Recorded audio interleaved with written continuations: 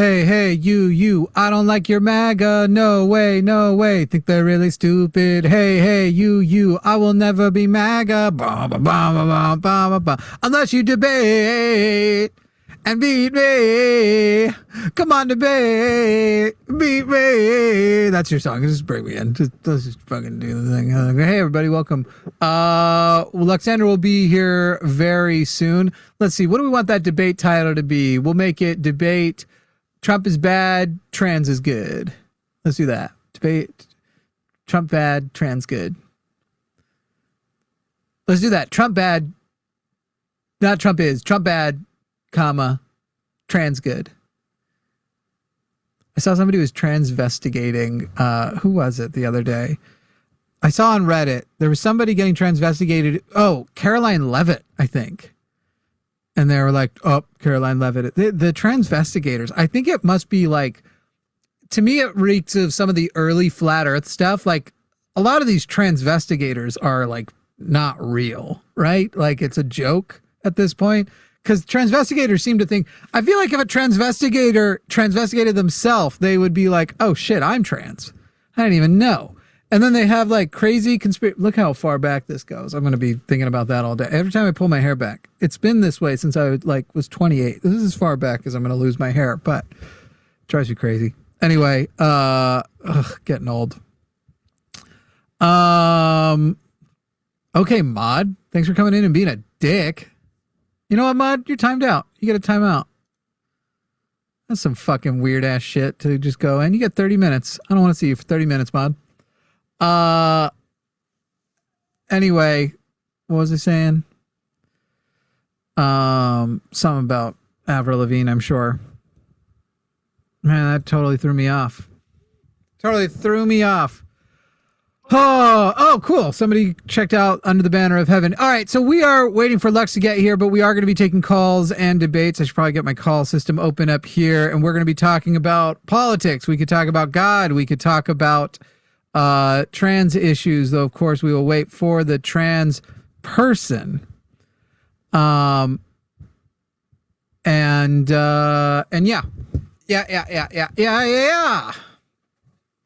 I don't know if I'm going to be asking,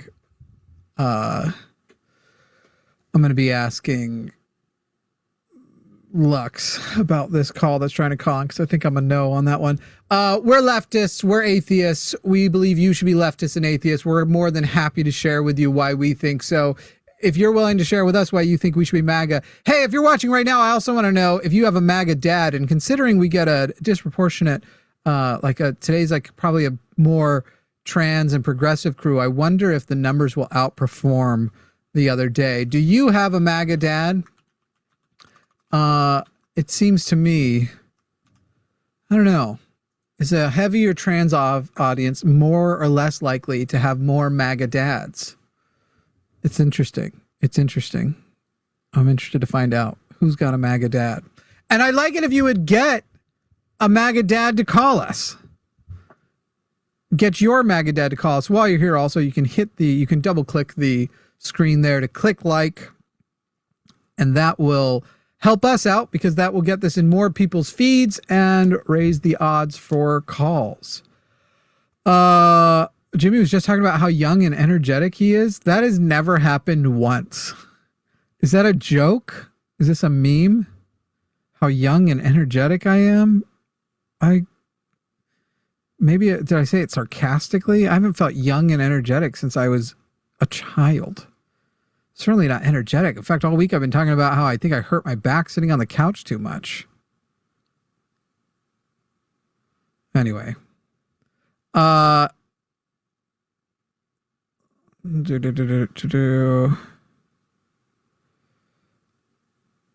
Oof. 336-543-2101. Sorry, looking at, I was reading too much stuff. 336-543-2101. As you all know, we have gone to war with Iran. It is definitely an illegal war, and it is a war that Donald Trump seems to be freaking out a little bit about, because I think he's realizing he fucked up, that he didn't have a good plan, that there is no way to actually go like, oh, look, this is going in a good direction. They're not liberating fucking shit. The new guy's not better than the old guy. The old guy was at least dying. literally like Donald Trump has spent more money, and this is the funny thing, on a legal war, way more money on a legal war than all of the fraud that they were claiming was happening in Minnesota. Fucking insane. How did I sleep last night? Not well. A little bit better. I figured out a way I can sleep on my normal left-hand side. Yes, if Gohan tries to call in, Gohan, I have directed some other people. There's still people to let know. We're not letting... Here's the deal. Gohan isn't just a... There are callers will be like, fine, you can give no pronouns. They're going to call you whatever they want then. That's the rule. But Gohan wants constant access to our audience. Gohan wants to be able to talk to our people all the time. Hey, Lux. And so if you're going to try and get that much access to our audience, you don't get to come in and go like, hey, I want more access than the average person here. I want to be on, and I'm still not going to take my shoes off in your house. Gohan will get a call. Gohan's next call, at least over here. And Lux, you're a producer now, so you can know that this is the rule I've set, and I should let Arden know. We're not letting Gohan on a show unless he gives pronouns at the beginning of a show. Okay. And he refuses to. Yesterday, he's called in the last 2 shows, and I said, all right, fine. We have, however many people were watching. It was over 1,000 both time. They want to know whether to call you he, she, or they. And he said, I'm not going to answer. And I was like, then you're not getting on.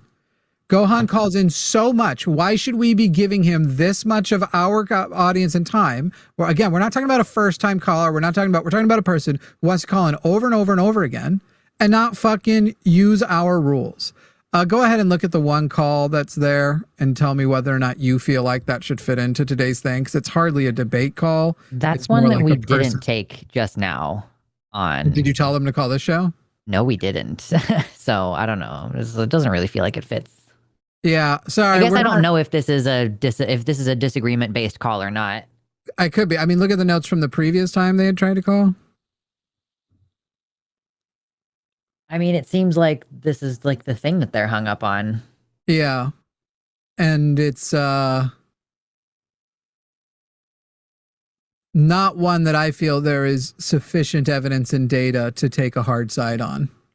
Yeah, and like not being somebody who's directly affected, like, I don't know. It just feels like a way of trivializing, because it's like a percentage of a percentage, right? Like if trans people are already only 2% of people and non-binary people are a smaller fraction of that, and like people with non-human identities are an even smaller fraction of that. I'm like, I even don't necessarily agree with some, like I had a conversation with somebody who basically was like, I think speciation is as much of a social construct that we should ignore as gender is a social construct that we can ignore. And I'm like, I disagree with that. Right. So, obviously. Right. Because that's it's like, but then I'm running through it and I'm like, maybe a lot of the arguments are similar. Like if I were to say, there's a biological utility to speciation. Like, oh, okay, well, there's a biological utility to sex and gender. Like, are you trying to say that both of those can be true and one can still be wrong because of what those biological functions are?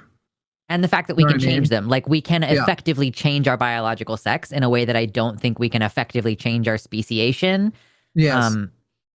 So there would need to be data on. I don't think I'm taking a call that wants to compare the plight of trans what are they called? Transspecists to transgendered people. In fact, to me, it needs data. It needs information, because my answer is still going to be, the controversial thing. You're a Homo sapien.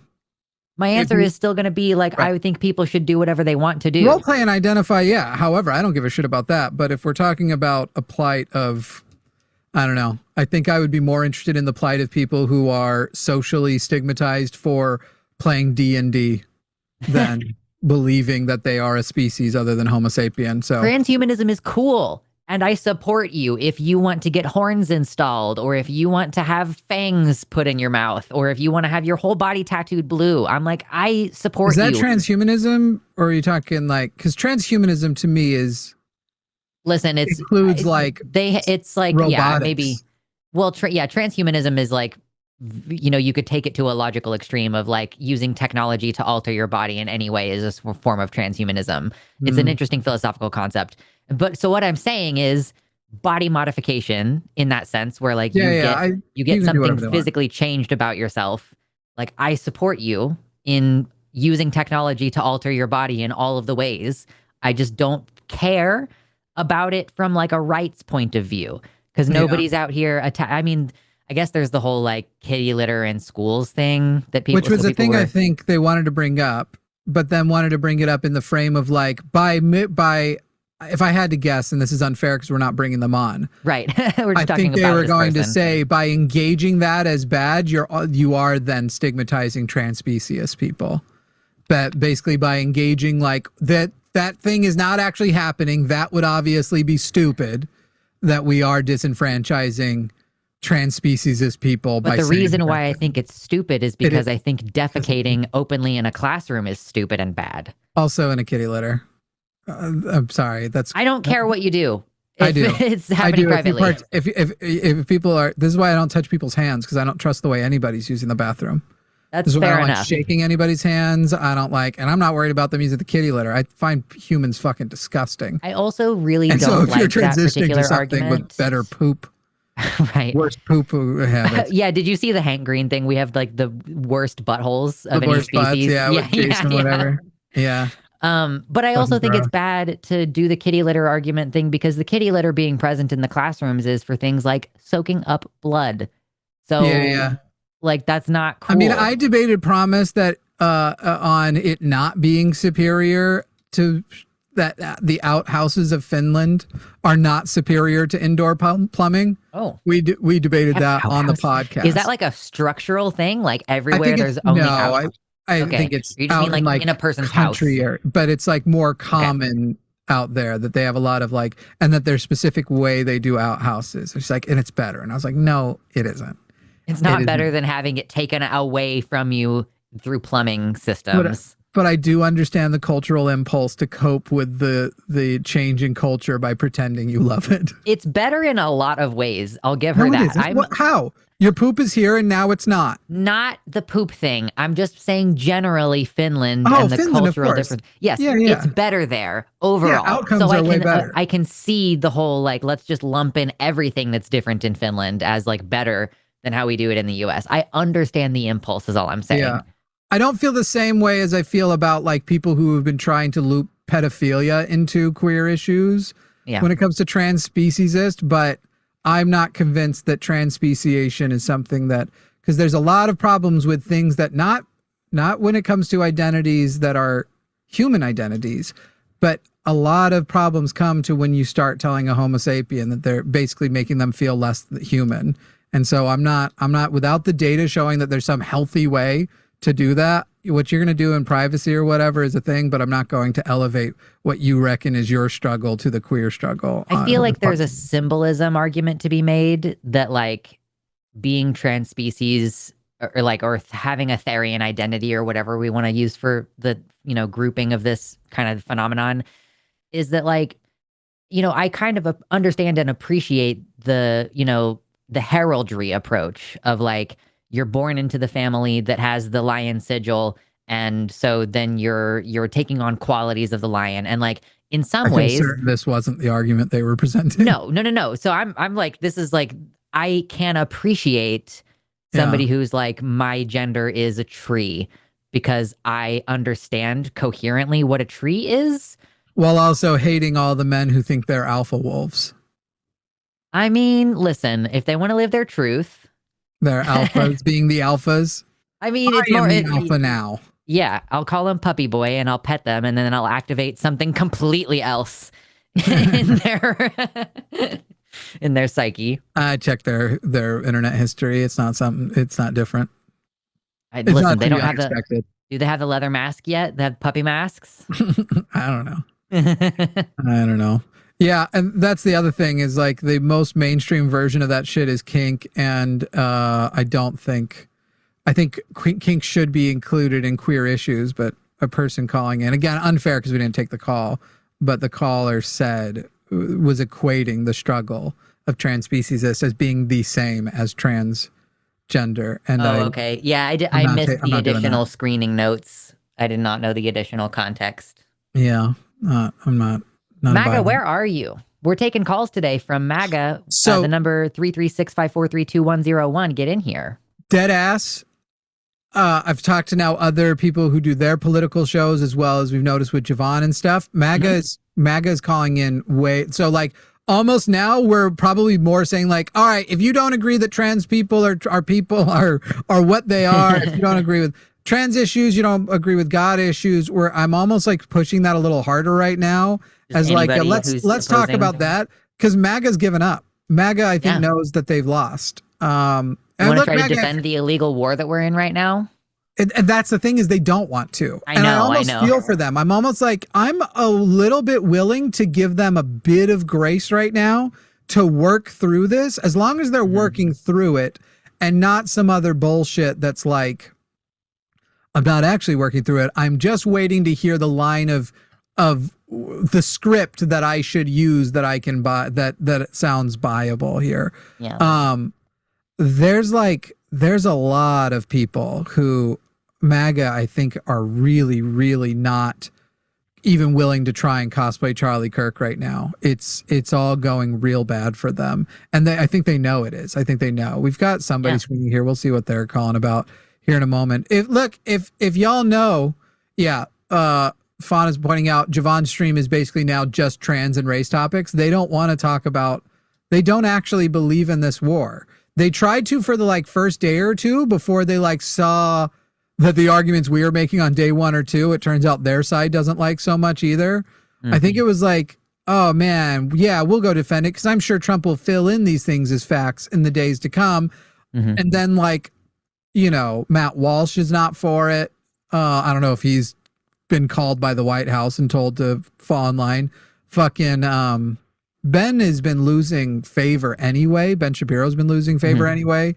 Like, it'd be so funny if he ends up as a leftist one day because he gets out, like literally.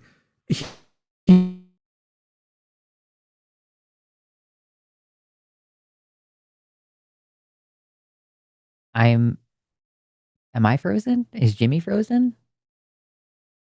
Luthien, are you there? This is my internet crashing. Are we still here? Did fucking did the producer go down? Uh-oh. Oh, Jimmy's gone? Jimmy's gone. Okay.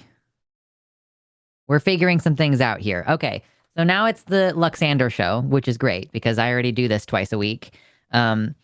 If you didn't know that, yeah, I stream twice a week. I don't do this call-in bullshit. I only just talk about issues that I'm interested in and what's going on in my life right now. Yeah, no worries. I'll vamp. Can you hear me? Yeah, I can. Okay. So it's the Luxander show now. Yeah. So it doesn't surprise me that the MAGA are backing down. Like, I feel like we might be hitting a point, and maybe this is a little bit optimistic of me. Let me know, chat, if you think that I'm a little bit optimistic about this. Yeah, me having the experience of the rapture. Like, oh God, where is everybody? That was very funny. So it doesn't really surprise me that MAGA are backing down. And you can correct me, chat, if you think that this is a little bit optimistic of me, but I do kind of wonder if this might be a key moment for de-radicalizing MAGA and the most extreme right-wingers, right? Like, could we possibly be finally hitting the point where they realize how fucked up it is, right? Like, they can't, there's like a number of things where they can no longer brush it under the rug. They can no longer get over it.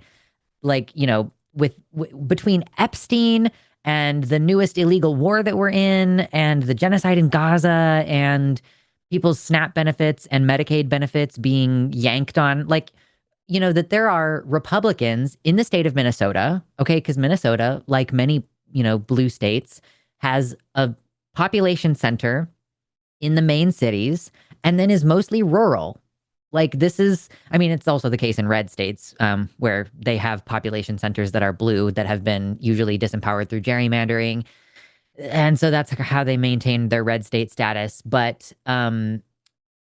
yeah, so the Republicans in Minnesota whose Medicaid and other benefits are being limited right now because the federal government is trying to make Minnesota fall in line, right? Like, I'm sure that there are some people who are going to be like, well, it's the Democrats' fault. But I think, I don't know. It just seems like there's too many things. And you know, we're taking this from this perspective of we do these shows. I can see who has called in. Like, I can see on here who, and I produce shows that I am not hosting. So I get a nice range of, like, over the course of the week and as the months go by, when do we get the most views? And it's undeniable that we have not been getting as many contentious callers and hardline MAGA supporters. And so I'm seeing that as, like, one of the ways that I can uniquely keep my finger on the pulse. Hello, you're back. Yeah, it's not just us. It's literally going around. It's like the craziest people, like the guy we got calling the other day who's like, I support the war because I want to kill all Muslims. But I'm better than them. I was just saying maybe we're starting to see a kind of movement back toward de-radicalization of some of these most radical proponents of MAGA. And I don't know if that's naive of me, maybe, Jimmy, to think that Republicans are finally seeing the truth. I doubt that's what I don't think that's what's going on. I think losing steam. No, I think Trump is now clearly serving Israel over them. Right. And they don't like that. So they're motivated almost by, so like, we don't like Israel because we're anti-Zionist. They don't like Israel because they're anti-Semites. We are not the same. Sure, we're not the same. Yeah. So they will want an anti-Semitic, a person who's opposed to Israel for their reasons. More to fall in line, I think, is more likely the case. Yeah, that was weird. I've never had, all my screens just went like totally black. I mean, granted, I put a lot of things. I'm gonna have to run some diagnostics later. I did just do some new drivers for my soundboard. That's the most recent thing that could have, I don't know, had a compatibility layer issue or some shit, but that was very, very weird. All right, we'll bring in Danny from Kansas. Danny from Kansas, a leftist. Danny, what are your pronouns? He, him. Cool. Hey, Danny, what's up? Oh, not much. So I know you're looking for MAGA callers, but I just wanted to call in because I actually called and spoke to you a long time ago when right after one of the attempted assassinations on Trump, you were very, very animated that day about how everybody who thought that would have been a good thing had it been successful was a raging idiot. And I was just calling to see if your opinions changed on that after everything's happened since then, or if you still think Did I say they're a raging idiot or they're completely wrong? I think you might be being hyperbolic. I believe raging idiot was the phrase used, but it's been a long time, so I couldn't be mistaken. I very much doubt it was, or that I said it was everyone, because I also know I've expressed every time something like this has happened that I understand and don't condemn that people want those types of things to happen, which is what happened with Charlie Kirk. I'm not going to tell anyone how to feel about the death of Charlie Kirk. Anyway, similar. I mean, the answer is not any different than that. I'm not going to tell anybody to lament when Donald Trump dies, however he dies. I'm not even going to tell anybody to not find joy the day he dies, however he dies. However, via political assassination, even just when you consider how those things have gone in the past, there isn't a lot of good reason to believe that would have actually been a moment of relief versus a moment of further radicalization. What they can do with "you killed our president," who, I mean, look at the way they have rewritten Charlie Kirk's history. All he ever did was use free speech and talk, and they killed him for it. And so while his thing fell apart because his replacement was chosen by a person who was already incompetent and weird in the first place, Donald Trump's replacement would have been chosen by Peter Thiel, likely have been a person who is as radical but more palatable to a larger group of people, as well as the political violence very likely to have happened had, I mean, just seeing when they couldn't handle losing their election, what they tried to do, I still remember the gallows. Yes, I still think it would be wrong to believe that it would have been politically advantageous for the progress of leftism for Donald Trump to have died, especially when Donald Trump's not even the person coming up with these terrible policies.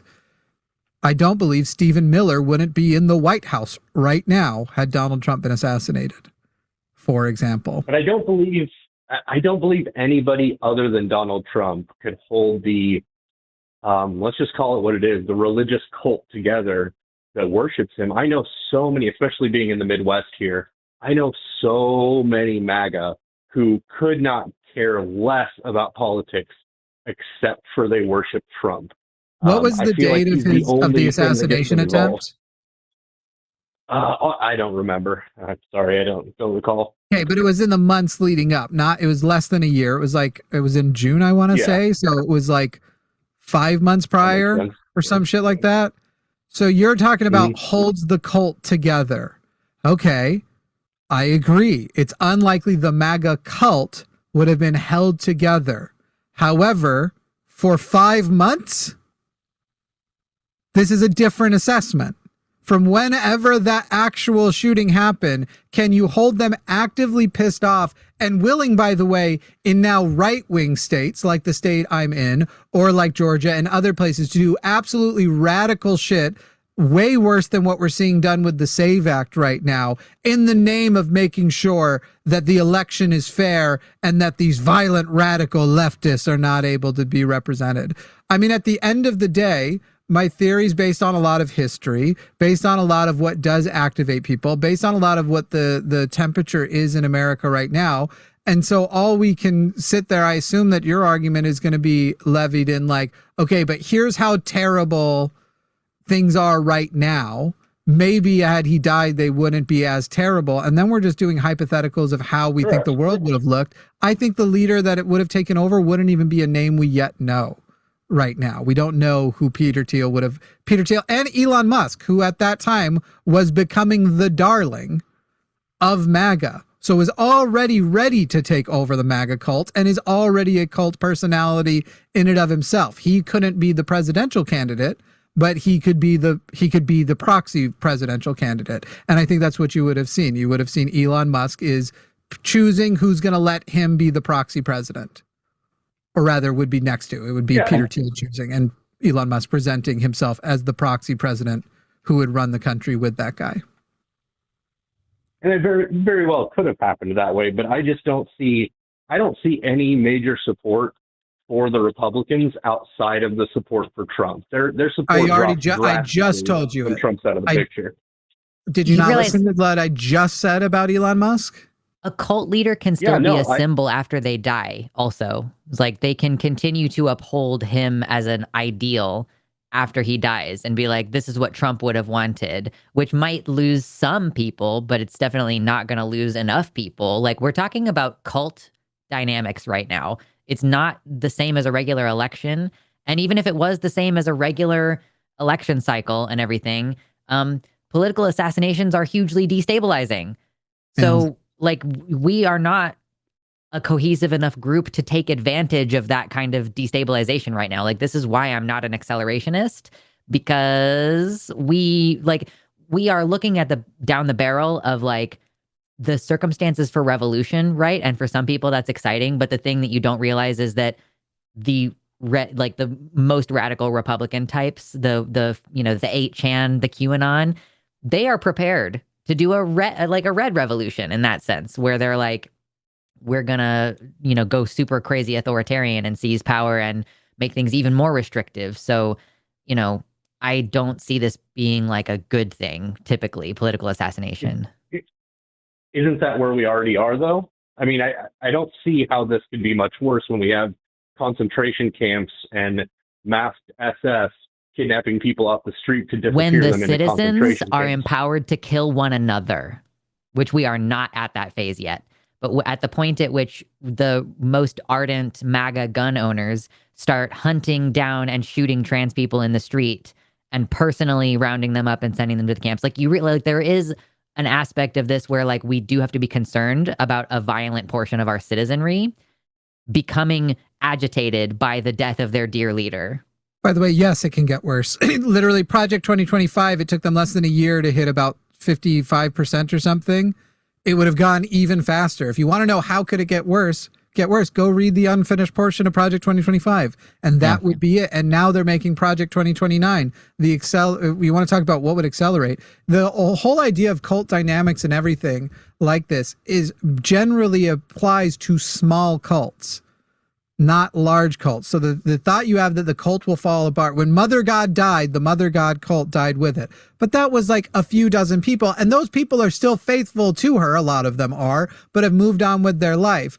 When the prophet of Mormonism dies, despite the fact that Thomas S. Monson was the most likable of the last 10 as a person, just a likable dude, when he died, Russell M. Nelson still took over, and the church is still strong and has disproportionate political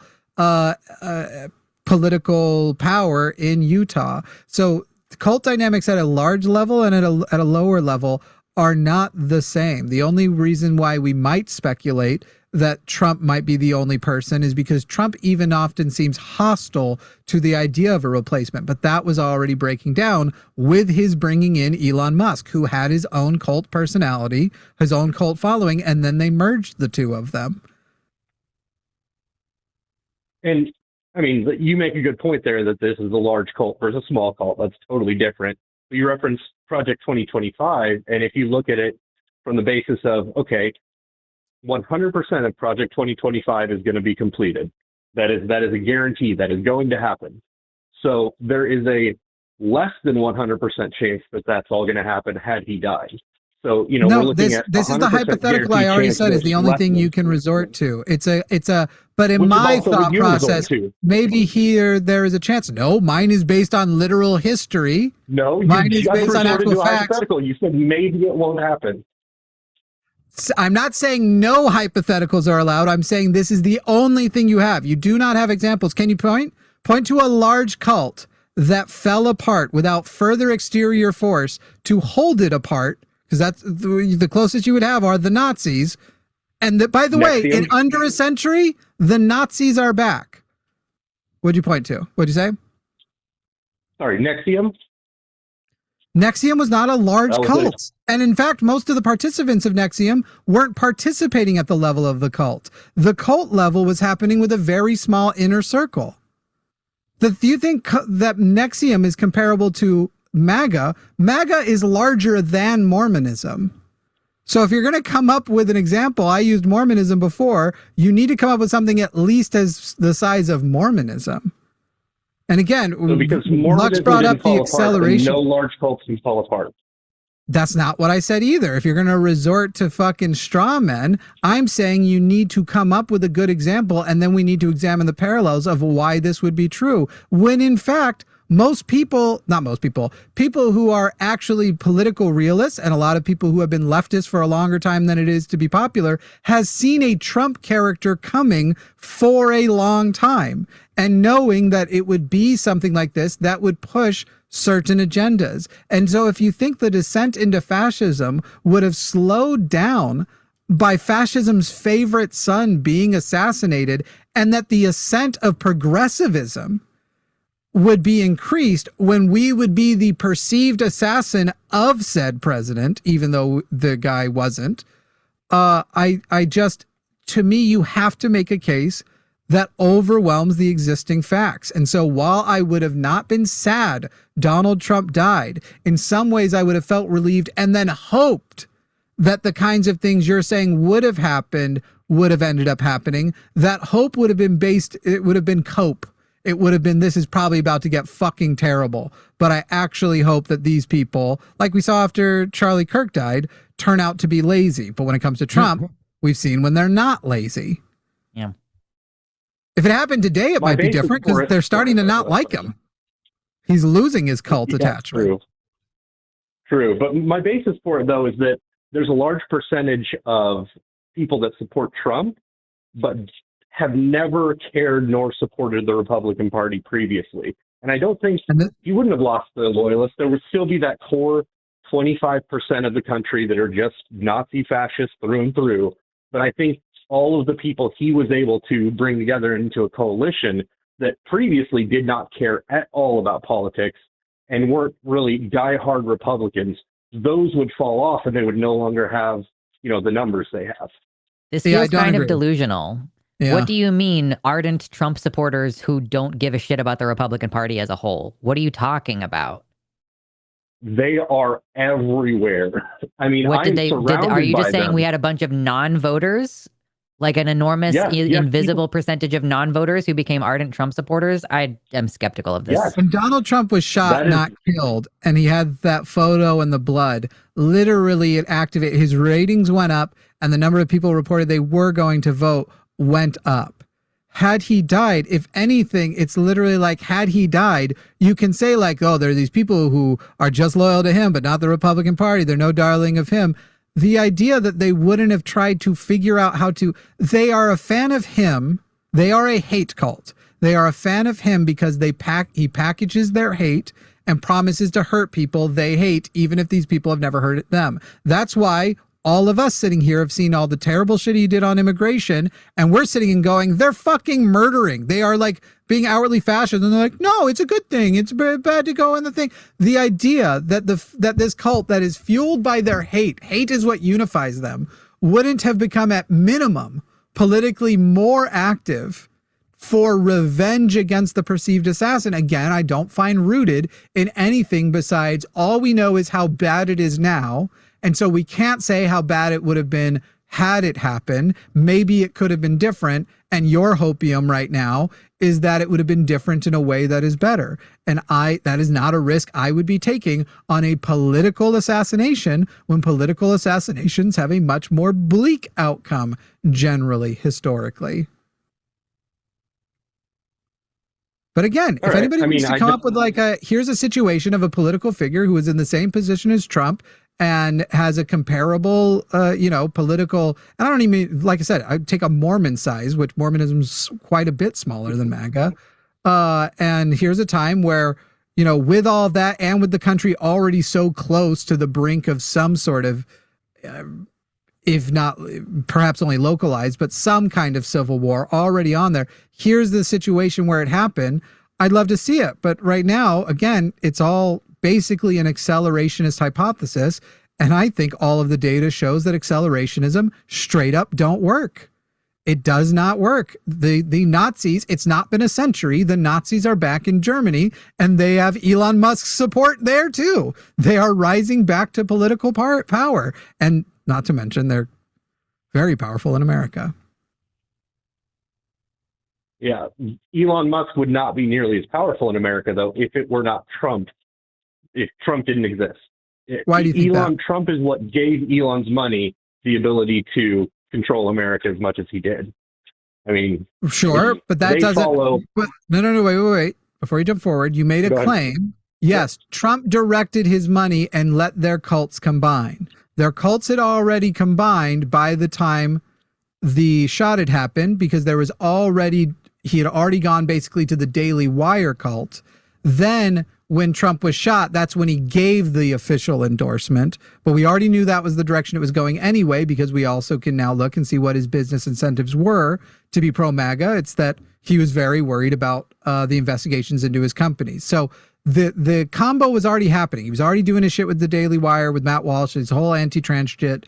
They were already combining. Why is it you think they wouldn't have literally by instinct been like, Elon, who do we take this out on? What you tell us what to do for revenge? Because Trump supporters don't worship Elon. They just don't. Yes, they worship do. Trump, and he's who gave Elon the power. Then why has Elon been the only person to break with Trump and never served the consequence? Literally every other person in Trump's orbit who broke with Trump has lost their political career, has drawn the ire of, look at even Marjorie Taylor Greene, or you can go with smaller examples like the Conways and people. They lose their careers if they break over minor things. Elon Musk actually got more powerful. Arguably, the MAGA cult even prefers him because he agrees with them, but has the disguise of, he seems like he's a very intelligent man because they mistake business success for being, ubiquitously genius. I don't know. We must just talk to completely different MAGA people, because all the ones I know could not care less about Elon, except when it comes to what Elon can do for Trump. That's the only time they care about Elon at all. I don't know if in you any noticed, but it's conversation. literally our job. So yeah, we talk to probably more MAGA than any individual person just in their life. And a much more diverse group of That's MAGA, fair. but also, again, I just asked you to answer for it, and instead of answering, you just said, well, the people I know, the anecdotes I have, say literally, why is Elon Musk the person who got the exception? He literally said Trump is in the Epstein files. Yes, he did. He has never gotten the consequences of parting with Trump that every other person has gotten for parting with Trump. In fact, the government didn't even break up the contracts with him. What'd you say? He had to hide from the public eye, and he's no longer constantly. That's not the same as front and center for them. retaliation from Trump. When Trump fires someone, he's like, they never even did a good job. They're the worst. They don't have a future in this country anymore. Like, he's such an asshole, usually. Well, and like Jimmy just said, they didn't break off any of his contracts. Like, also, Danny, what you just said is fundamentally not true. Yes, he hid from the people, not after Trump. He literally started hiding from the people before Trump. That's why he banned the guy who was tracking his plane on Twitter. That's why he was already hiding from the public. We saw his message to one of his mistresses, one of the girls who was getting pregnant, about how he is number 1 or number 2 on the assassination list, perhaps only beat by Trump. Literally, he was already hiding and saying the leftists were who was keeping him in hiding. So to go with like a separate fact, Elon Musk has higher security and no longer does as much easily accessible public shit that had happened before, and then say that it was because of Trump, is a fundamentally dishonest way to try and debate. No, it's not dishonest, because we're debating whether the people will follow Elon, not whether Trump gave Elon hate. You were debating that he was hiding, that the consequences of his parting with Trump was having to hide from the public when he was already hiding from the public, and what he said was hiding from the left. So your argument that was why he was hiding from the public when he was already hiding from the public before that was either dishonest or you just didn't know the timeline and made a mistake. I'm fine with it being that too, but it sounds like you're sitting and saying, no, it's fair to say that fact that happened before the parting also happened because of the parting. You don't think that Trump and Elon breaking up is why Elon is just disappeared from most public view? He stopped making all these appearances. He stopped getting all these wait, what are you talking about? Concerts. No, he hasn't. No, he hasn't stopped he has stopped being publicly accessible. He does all kinds of speeches. He does all kinds of, there are things he has gone back on and stopped being as radical about because of his stock prices. You can literally see that there is a time correlation when he backs off of things, but he's arguably become more politically involved. What you are mistaken for he's gone away is he now does his appearances, often digitally, mind you, to international audiences, because this is the year that Germany and the EU have a bunch of elections that affect his companies, and he's literally going and having appearances where he's saying like, we shouldn't be having white guilt over the Holocaust here anymore and all of that shit. He is an international player, and he is playing on the international political stage. That's where his focus is. And he is coming back to our political stage right now because of the midterms. So again, correct. I do not think his parting with Donald Trump has affected in any substantial way. There will be a few, but in any substantial way, how darling he is with MAGA. And I don't think he even thinks that, considering one of those public eye events that you're saying he wasn't doing was a few weeks ago, where he attended a dinner at Trump's place and thanked Trump. So yeah, I would say the evidence that no, it hasn't led to his losing favor with MAGA or even apparently Trump at this point, because Trump needs him too much. You're misconstruing losing favor with MAGA and losing favor with Trump, though. Those are not the same thing. No, I'm not. He has lost favor Literally, with no, the MAGA I am not. people just because he's yes, you are, because you keep referring back to He is the most being friends popular with Trump non-Trump MAGA persona, like, and there's not a close third. I mean, like I said, I don't know what to tell you when every MAGA supporter I've ever spoken to couldn't care less about Elon. Yeah, and Danny, this not only does this not impress me, your anecdotal evidence, I also don't buy that you are talking to all of these MAGA people, and one of the things you bring up with everyone is, by the way, how are you feeling about Elon these days? I don't buy either sides of what I'm supposed to get out of you claiming an anecdote of all the MAGA you know. You mean, living in deep MAGA country doesn't give me exposure to MAGA people? That's not at all what I said. So once you can comprehend the actual words I'm saying, efficient than my anecdotes? I at no more point efficient than my anecdotes? At no point, I think my data is more efficient than your anecdotes. At no point in our argument did I say that you don't have, no, Danny, you don't get to talk, Danny, you don't get to talk over me. This is my show. You have behaved dishonestly. You have argued dishonestly. And now you just want to resort to, sure, you can keep making those points that are based in history, based in data, based in favorability ratings, based in polling. But the people I know, again, you don't, and now we're muting you. I tried to not mute you. You don't get to talk when I'm talking. Period. Like, you don't even, you're sitting here not even being respectful and yet complain. I'm not happy with how this is going. It's fucking crazy, Danny. Danny, your anecdotes of, I don't buy your, not only am I not compelled by your anecdotes, even if they are true, I have a doubt that one of the things you are speaking to all of these people you are exposed to. I live in rural Texas. I'm exposed to MAGA all the time. You know what I don't do is go like, and how are you feeling about Elon these days? I don't buy that that's a natural conversation that you are having and that you can represent, because you said all the many MAGA people you personally know and their feelings on Elon. It's an absurd, and at the end of the day, we're still having an argument about whether or not somebody would be able to keep MAGA together for 5 months after the assassination of their cult leader, enough that they would be able to serve potentially a more radical leader. And we're arguing this because you don't believe that Elon Musk would have been the proxy version of that individual.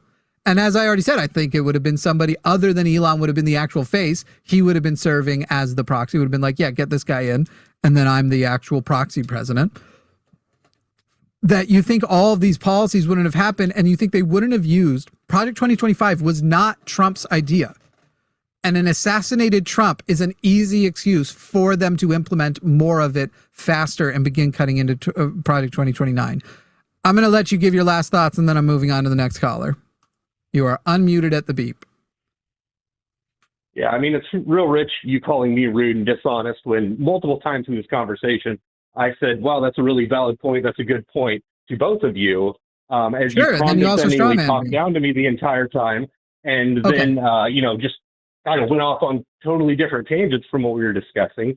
But excellent. No, first, great last thoughts. I'm sorry you wasted your last thoughts on those words instead of making whatever point you were about to make. Because last thoughts doesn't mean go on a big, long complaint, and then act like you acted in full good faith because you said those are good points and ignored all the times you literally tried to straw man. So you're saying I have no access to MAGA people where I live? Yeah, you remember when I said that? I remember. It's so clear. Yeah. It's practically the only song I know. Ryan in Texas, a conservative calling in to talk about transgenderism. Transgenderism. Ryan is calling in. Pronouns are he, him. Maybe we're neighbors. We're both in Texas. Ryan, how are you? Yeah, I'm also rural Texas. Hey, appreciate the locality. Pretty good. How are y'all? Just fine. How old are you, Ryan? I am 27. Who'd you vote for in the last 3 elections or 2 elections? You could only do 2, right? Only voted the last one. It was for Donald Trump. All right. Well, I'll let you and Lux talk about the trans stuff. I don't feel I'll pop in if I feel necessary, but you believe transgenderism is not real No evidence it's naturally occurring. It's just a social creation. Absolutely. And with my first question, just to make sure hey, we're talking on the same basis. I feel like there's a couple of different feelings and moods around this when I debate people on this. I would say the main point of contention I will have is the claim that people are born trans. So one, of course, I'd like to talk about that, but also can we get just some base definitions clarified so I make sure that we're all on the same page, and I want to know how y'all will be using some of these words that will be coming up. Which word would you like to define? Starting off would just be trans. So what? And what would you say is the definition of transgender? I would say, well, it's hard, honestly, very hard to pinpoint at this point. But I would say it's someone who identifies as trans, honestly. That's the only way I could but that's a circular definition. That. Exactly. And that's why I said it's very difficult to is it? Pin down.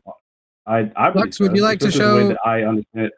Lux, would you like to show Ryan how easily you define transgender? I mean, so for my purposes and what I'm going to stick with in any conversation that I have, a trans person is someone who has a gender different to what they were assigned at birth, or a gender that is in opposition or in incongruence with their assigned sex at birth. So, it depends on the context. I might make that more or less wordy, how specific do we need to get? So it's anyone who has a gender that is not in congruence with their assigned sex at birth. Okay, I feel like that's fair enough. Mitch, well, I guess for deeper clarification, where would that expand to more things, or are you just saying for brevity of time, you could go deeper into it if you'd like to? When it boils down to the simplest elements, okay, so there are other things that trans people experience, and there are other issues that trans people have to navigate in their lives. But when we're just strictly defining what is trans, it's very simply somebody who has a gender identity that's different to what they were assigned at birth. If you were to say that person is trans, what prerequisite would require that? So that's fair enough. Yeah. Next would be just gender. How are you defining gender? Well, gender and sex. What's the differences in that, and what's the delineation, so I can understand where you're coming from? I'm assuming. Make him answer first. What do you think the difference between gender and sex is? Yeah, sure. Gender. So sex, I would say the biological sex. So I would speak of that as if it were a binary. I know there's always an argument saying there's outliers, the chromosome thing. So I would say the definition of that would be it's the a polythetic characterization of, with a bimodal distribution. Yeah, fair enough. Yeah, very articulate. You just cleaned up me speaking for a minute. But yeah, of course, for brevity of speech, always going to speak of it as if it's binary. The gender will be an expression of one of those two sexes. So you could have a more manly woman. So that would be you're showing more male expression traits, but you are a female sex. So to you, gender is the performance of sex, correct?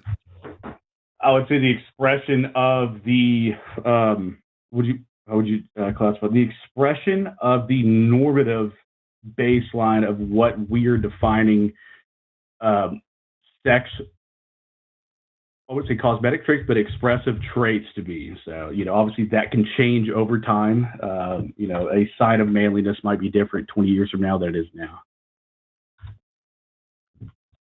Okay. So it seems it's sounding to me like you're referring to gender, and by that you mean gendered behaviors and expectations. Yes. Yeah. The only way that I would ever express gender in a sentence would be talking about again an expression of that base representation of sex. So manliness, muscles, short hair, construction masculinity jobs. versus femininity is what you're looking for. Yeah, but exactly. You think that a female person can be masculine and have manly traits? Yes, absolutely. Because again, it's like the masculinity part's not necessarily directly tied to sex; it's tied to like the social implication of what that sex should act or look like. Okay. So there's a couple of different contexts in which we use the word gender. So sometimes I mean like a very broad kind of like, this is what society does, like gender roles and expectations, like, whether it's, a feminine job, like, is nursing. Like we seem to have this idea that like men being nurses is not okay, or it's like emasculating in some way. So there's kind of that. And then I also have noticed that gender is often used to refer to what we've tried to add some specificity to this by adding other terms. So like gender identity is like someone's internal understanding of themselves within the broader societal context of gender.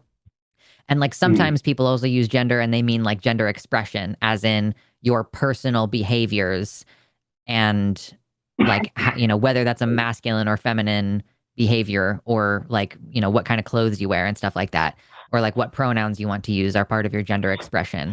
So yeah, is there like any one particular area that you're like, okay, transgenderism is not real, no evidence is naturally occurring, just a social creation. So yeah, like everything that I know about gender indicates that it is a social creation on all levels. Like whether we're talking about personal identity or how you behave or the societal expectations, it seems like everything about gender, whether you are trans or not, is a social creation, as you put it. Yeah, right. So for the clarification, Ryan, I think the question for you to answer is, do you believe that the idea that I am a non-trans man is real? That I am by gender a man is a real thing, or is it a social construct? No, because there just wouldn't be even a term or recognition of that. Like trans existing, like as an idea right now, is a created idea. I'm not trans, and that's why I didn't use the word cisgender. I'm aware. All right, I'm not trans. I didn't use the word cisgender. I'm saying, let's say trans people don't exist. Let's forget that Lux is here and awesome. Okay, they don't exist. Would what remains, that I am a man, be a social construct, or would it be a true biological fact? You would be a biologically sexed male. Yeah, that's not what I asked. I asked a man, that I have a gender identity as a man. There's no such thing as a trans person. Well, I would say, but we'll say males have gender identities as men. In that scenario, when you say males have gender identities as men, are you actually saying a biological fact, or are you actually introducing a social construct? Gender identity wouldn't exist. I feel like you're purposely trying not to engage as though you don't understand, even though you already set the terms. Hey, Ryan, who do you suspect is manlier than I am? Than you are, rather. Sorry. Who do you suspect between the two of us is manlier? I don't know. I don't know you very well. And I don't think it really matters too much. I won't be offended if you say you. I'm curious who you think of the two of us is manlier. You could be the most macho man in the world. I don't have a clue anything about. And what would make me the more macho man than you? Let me tell you some of the things I think might make the case for the fact that I am manlier than you. I woodwork. I haven't gotten to in a while, but I'd like to get back to horseback riding. I would like to. I'd like to have a ranch where I take care of animals, ride my horses, have some sort of farm, a lot of outdoor work with my hands. I work on vehicles, not new ones. They're crazy. I don't know how to. I'm very interested also in computers. I like building computers. And these are things that have traditionally been understood to be more masculine positions. So those are the types of things that I think would make me at least be a candidate for my being manlier than you. What are some of your manly traits that you would say bring to you the possibility of being the manlier candidate between the two of us? Well, can I loop back to where this entire thing is going? You can answer my question first. This up, sure. Again, I feel like it's getting redundant. I don't know, man. I'm very muscular. I'm tall. I like fucking riding dirt bikes. How tall are you? I don't know. It's like How tall are you? I'm 6 foot tall. I'm 6'2". I'm taller. Okay. So is the idea that I'm manlier because I'm 6'2" and you're 6'0" a biological on how you trait or a interpret it. social construct? I would say that's 100% a social construct. Is the potential that you're manlier because you like dirt biking a social construct, or is it a biological fact? Right. So But when we're describing a world where we have invoked no transgenderism, we've only invoked the idea that I'm a man and you're a man. Neither of us would have been arguing about one of us being more male than the other, would we have?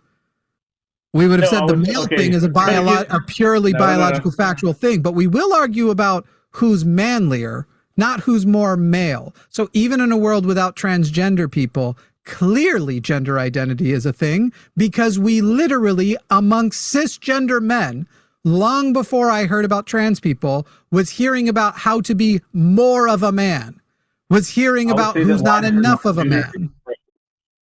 I would say that's gender expression. Again, gender identity would be you identifying yourself as a gender. So if you didn't have if it wasn't even an option to identify anything what your sex is, the identity wouldn't matter anyways, because you are man. The identity doesn't even come again, what we just addressed was that you already separate gender as sex by whether or not it is a social construct versus a biological fact. And that is what it is rooted in. So now the question is, if my gender expression, I'm born a female, but my gender expressions tend to lean more male, and in fact, I find myself experiencing gender euphoria when engaging in the attempt to be more male, what is that thing that's happening? That is, okay, again, I'm not denying that is not something that exists, even remotely. Again, that's a socially constructed thing. When I'm saying like transgenderism is something that is just as equally constructed, I'm saying it's impossible for someone to be born trans. This is something that we have introduced into this world. It's not something that's naturally occurring. Again, is it naturally occurring for you in your Ryan, unique situation? I want to get in on this and try to circle it back around to your point, because I do feel like y'all got a little bit off track there from what you were originally trying to call in about.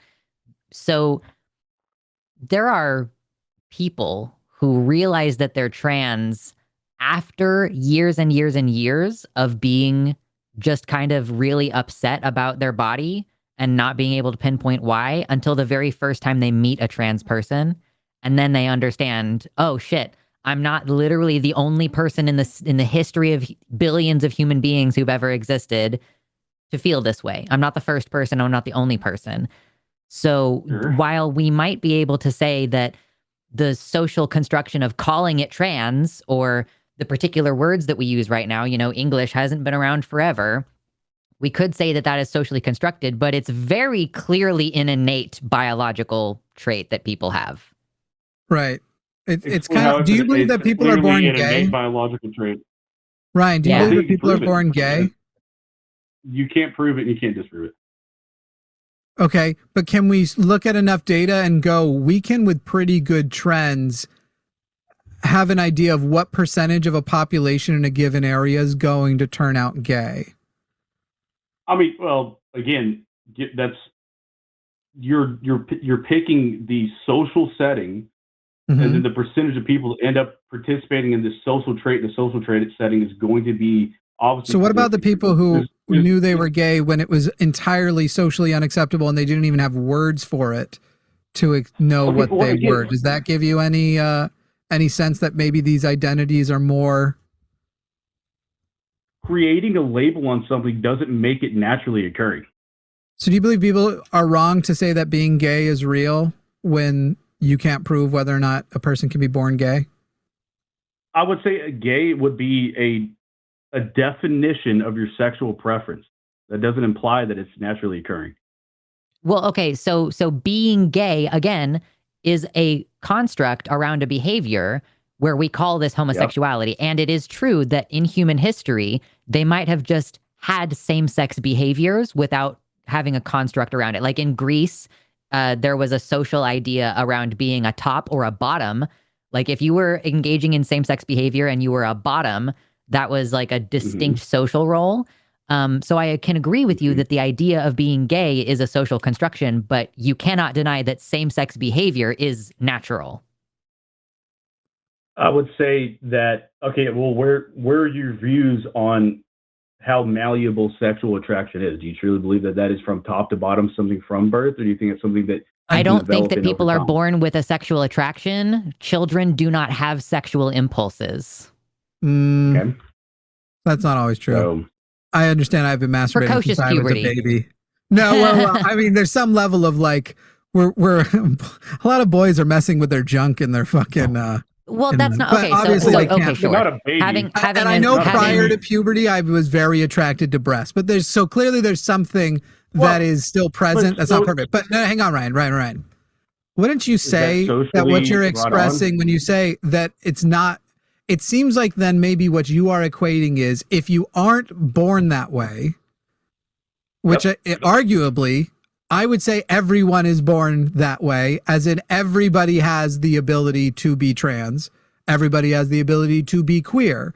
There are going to be elements of nature that's going to make one or more likely, and there are likely elements of nurture that also make one or more likely. That seems very clearly true when it comes to being queer. In fact, I suspect it's actually the opposite of what you think I'm saying. I suspect, Ryan, you think you're straight, but you probably would have been bisexual if you had been raised in a country that just didn't address, like it was literally like, I don't know, you fuck whoever you want to fuck. They weren't pushing any way or another. I suspect you would see a skyrocketing occurrence of bisexuality.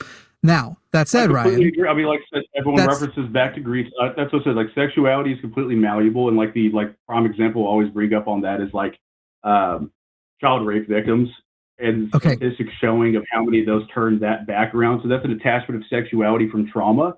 So you can like yes, and that's always the ones people want to bring up is that if you've had sexual trauma, you're more likely to be queer, and almost as it's the most often cited thing because people want to associate those two things together. Whereas there are a tremendous number of queer people who just are queer.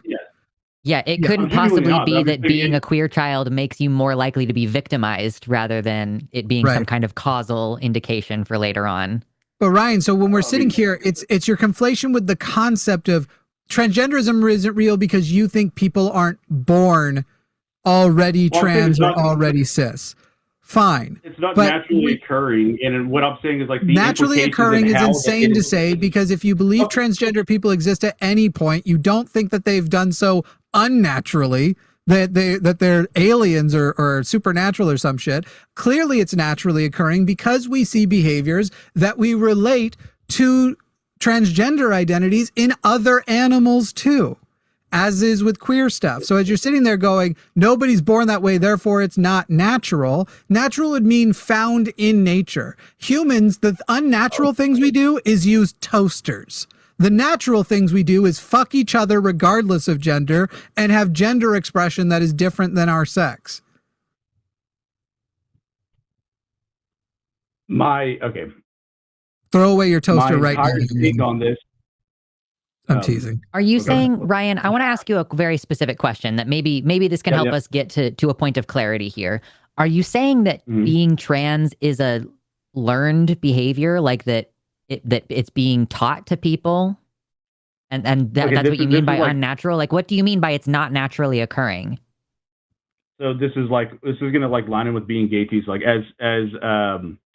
as Jimmy said, like there would be much more like bisexual people. There's no social stigma behind anything. So my thing is like putting a label, putting yourself into a category for an explanation of traits that you don't necessarily understand is what leads to things like this. So like someone could. Okay, so I'm going to ask you another question before you go on another tangent, because I'm gonna try to get a minute, a conversation going here specifically. So if we can agree that the idea of trans is our current social construction around gender dysphoria, which is the feeling of incongruence that people have. Are you trying to say that gender dysphoria is not a naturally occurring human experience? I think gender dysphoria, I would say in the same exact light that I'm saying everything else is, because gender dysphoria has to only exist because you're comparing yourself to socially constructed gender norms. So society has to exist for one to experience. But I've met people who attempted to mutilate themselves when they didn't know any as children. Like I've known people who have attempted to cut off their body parts as children, and they didn't know any trans people. Like they had a deep. I'm not saying that that's a trans trait. I'm saying like that is that dysphoria aspect only exists if you have a frame of reference of what is male and what is female, which comes from society. That expression of male and female comes from society. Is there any natural? There's no way. Is what is male and what is female have any natural foundation, in your opinion? Absolutely. It 100% has natural foundation. I would say that's just from the influence of like testosterone versus estrogen. Like there's going to be base differences in males and females. I feel like I'm having a stroke. How can you say that and stand by the shit you've been saying? What? Okay, explain to me how there's any logical difference between what I'm saying. Because if the tendency to identify a foundation of one gender over another being one way or another is itself natural, if the tendencies are, then the identifying of those norms would also be natural. So then to experience incongruence with that would be unnatural is insane, because you would say you naturally identified these traits. You naturally identified these traits, and then some people went, hey, by the way, with these naturally identified traits, clearly I fall outside of the circle. Clearly, there are so many ways in which I am not congruent with what we have naturally identified tend to be more for people with my sex. Clearly, something different is happening with me.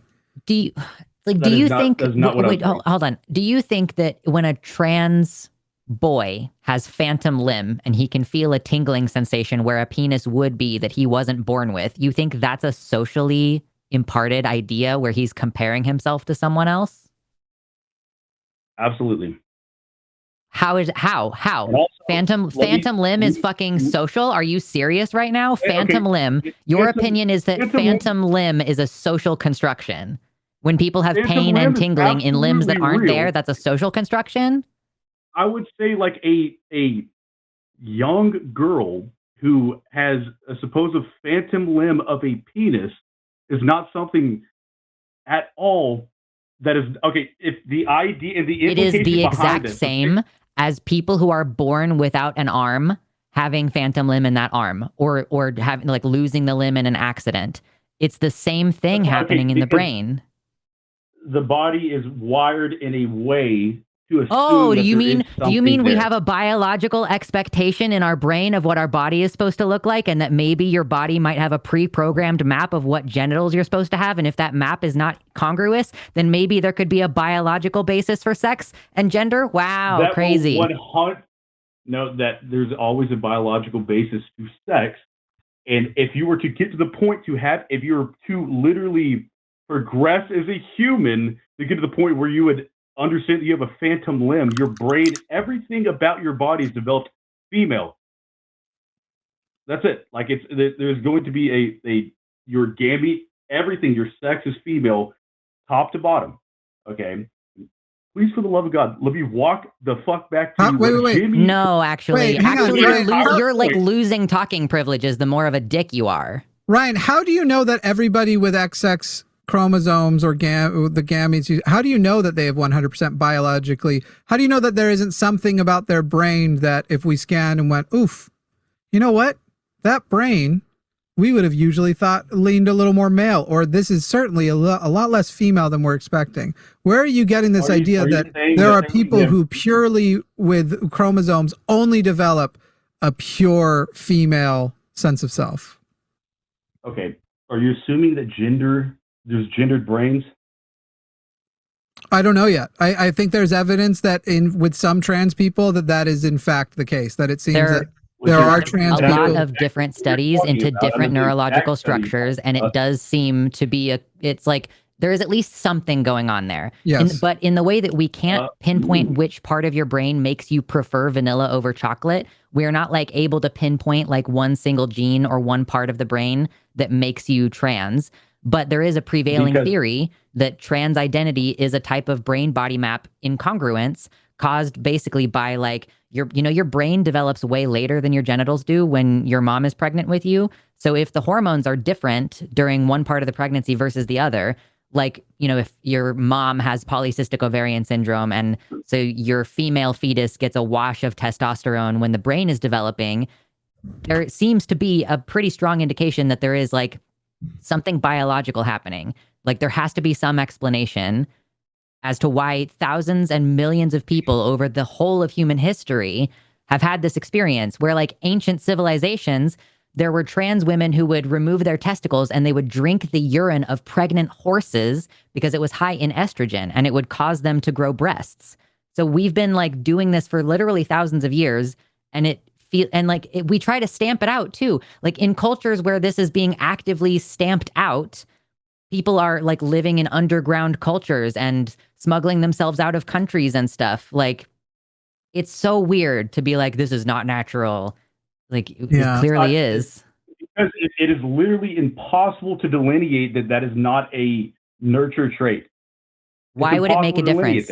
Why? Okay, so social traits are also natural. It makes a huge difference in why you have to make this distinction. You have to make this distinction, okay? Because if it is not naturally occurring, if it is a learned trait, then people can be convinced that they are something. Hey, guess what? Not all human behavior is natural. Like Jimmy just said, the unnatural things that we do are like toasters. Okay. But when we speak is a social construct, trait. But we evolved speech. Music is a social construct, but we evolved music. Gender is a social construct, but we clearly evolved gender. Is depression natural, Ryan? I would say, again, if you're talking about like chemicals in the brain and like how like sadness and like the mechanism of sadness. Depression is not sadness. Of course it is. Okay, I know, but obviously like the precursor. My entire point on this is it's you. Hang on. No. We're not going to go off of my point. You're sitting here going, do you believe people are born depressed? I don't believe I've been able to like actually make a point for longer than like 10 seconds without you asking the question. Do you believe that? Yes, because you are inefficient with your time. So we are because, hey, Ryan, we do this for a living. We know how to force you to accidentally be efficient. And you have been inefficient with your time, and you're going in directions that are tediously irrelevant. You keep being asked really simple yes/no questions and not answering them too. Because it's literally, I'm not continuing. You don't even have the frame of reference of what I actually believe on this like topic yet. We're getting it, bud, and we're getting it more efficiently than you were presenting it. Now, is depression?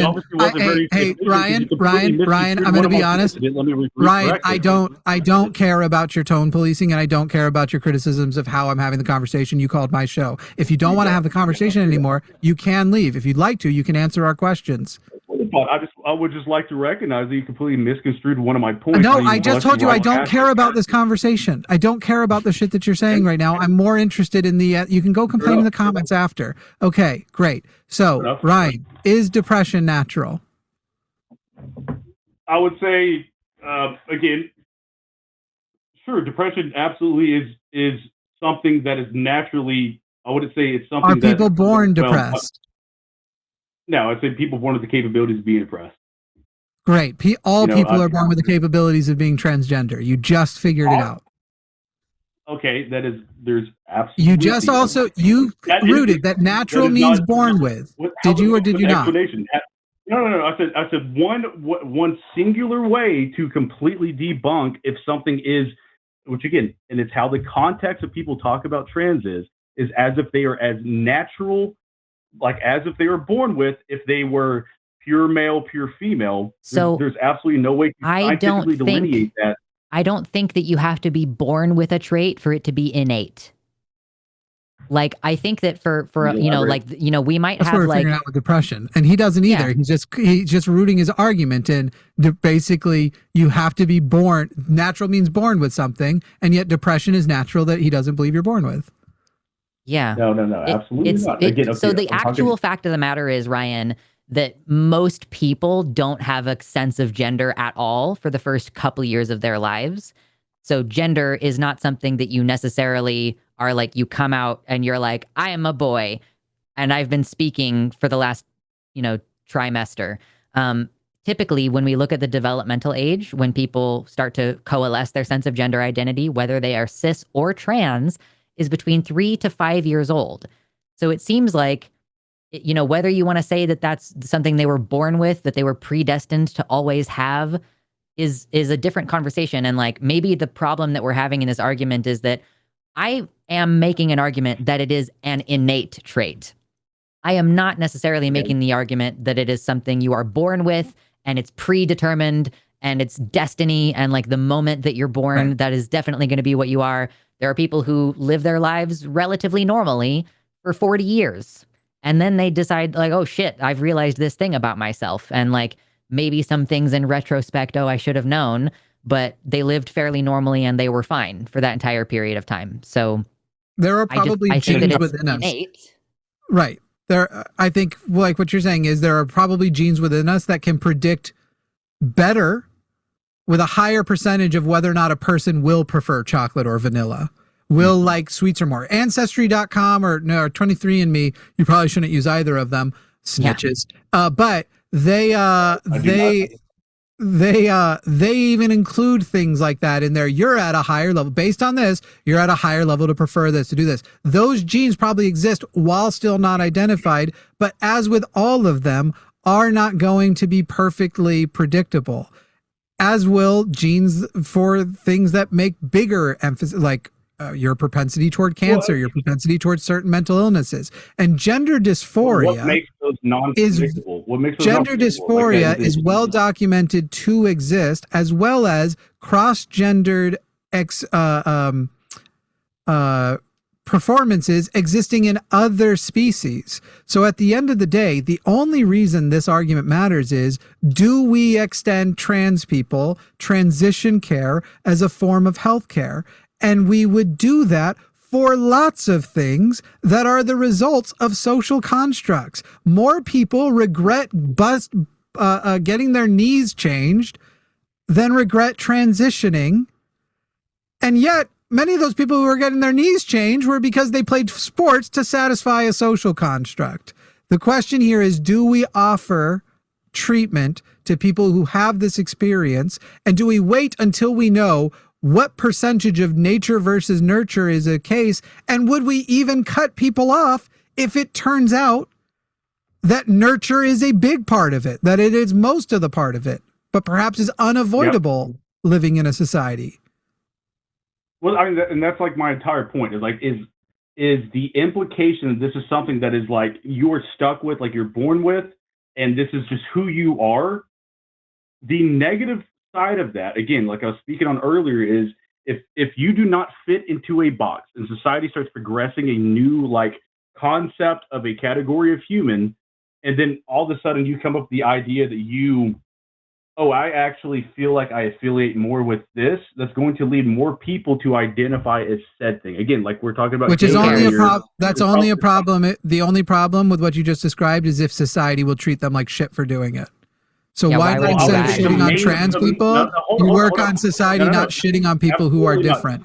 Because it literally, in a world where it is literally like nothing to be trans, where nobody cares, most people just won't identify as anything. They'll just do what they feel like. They'll just wear dresses on days they feel like and suits on other days when they feel like. And some people will more often wear dresses and some people will more often wear suits.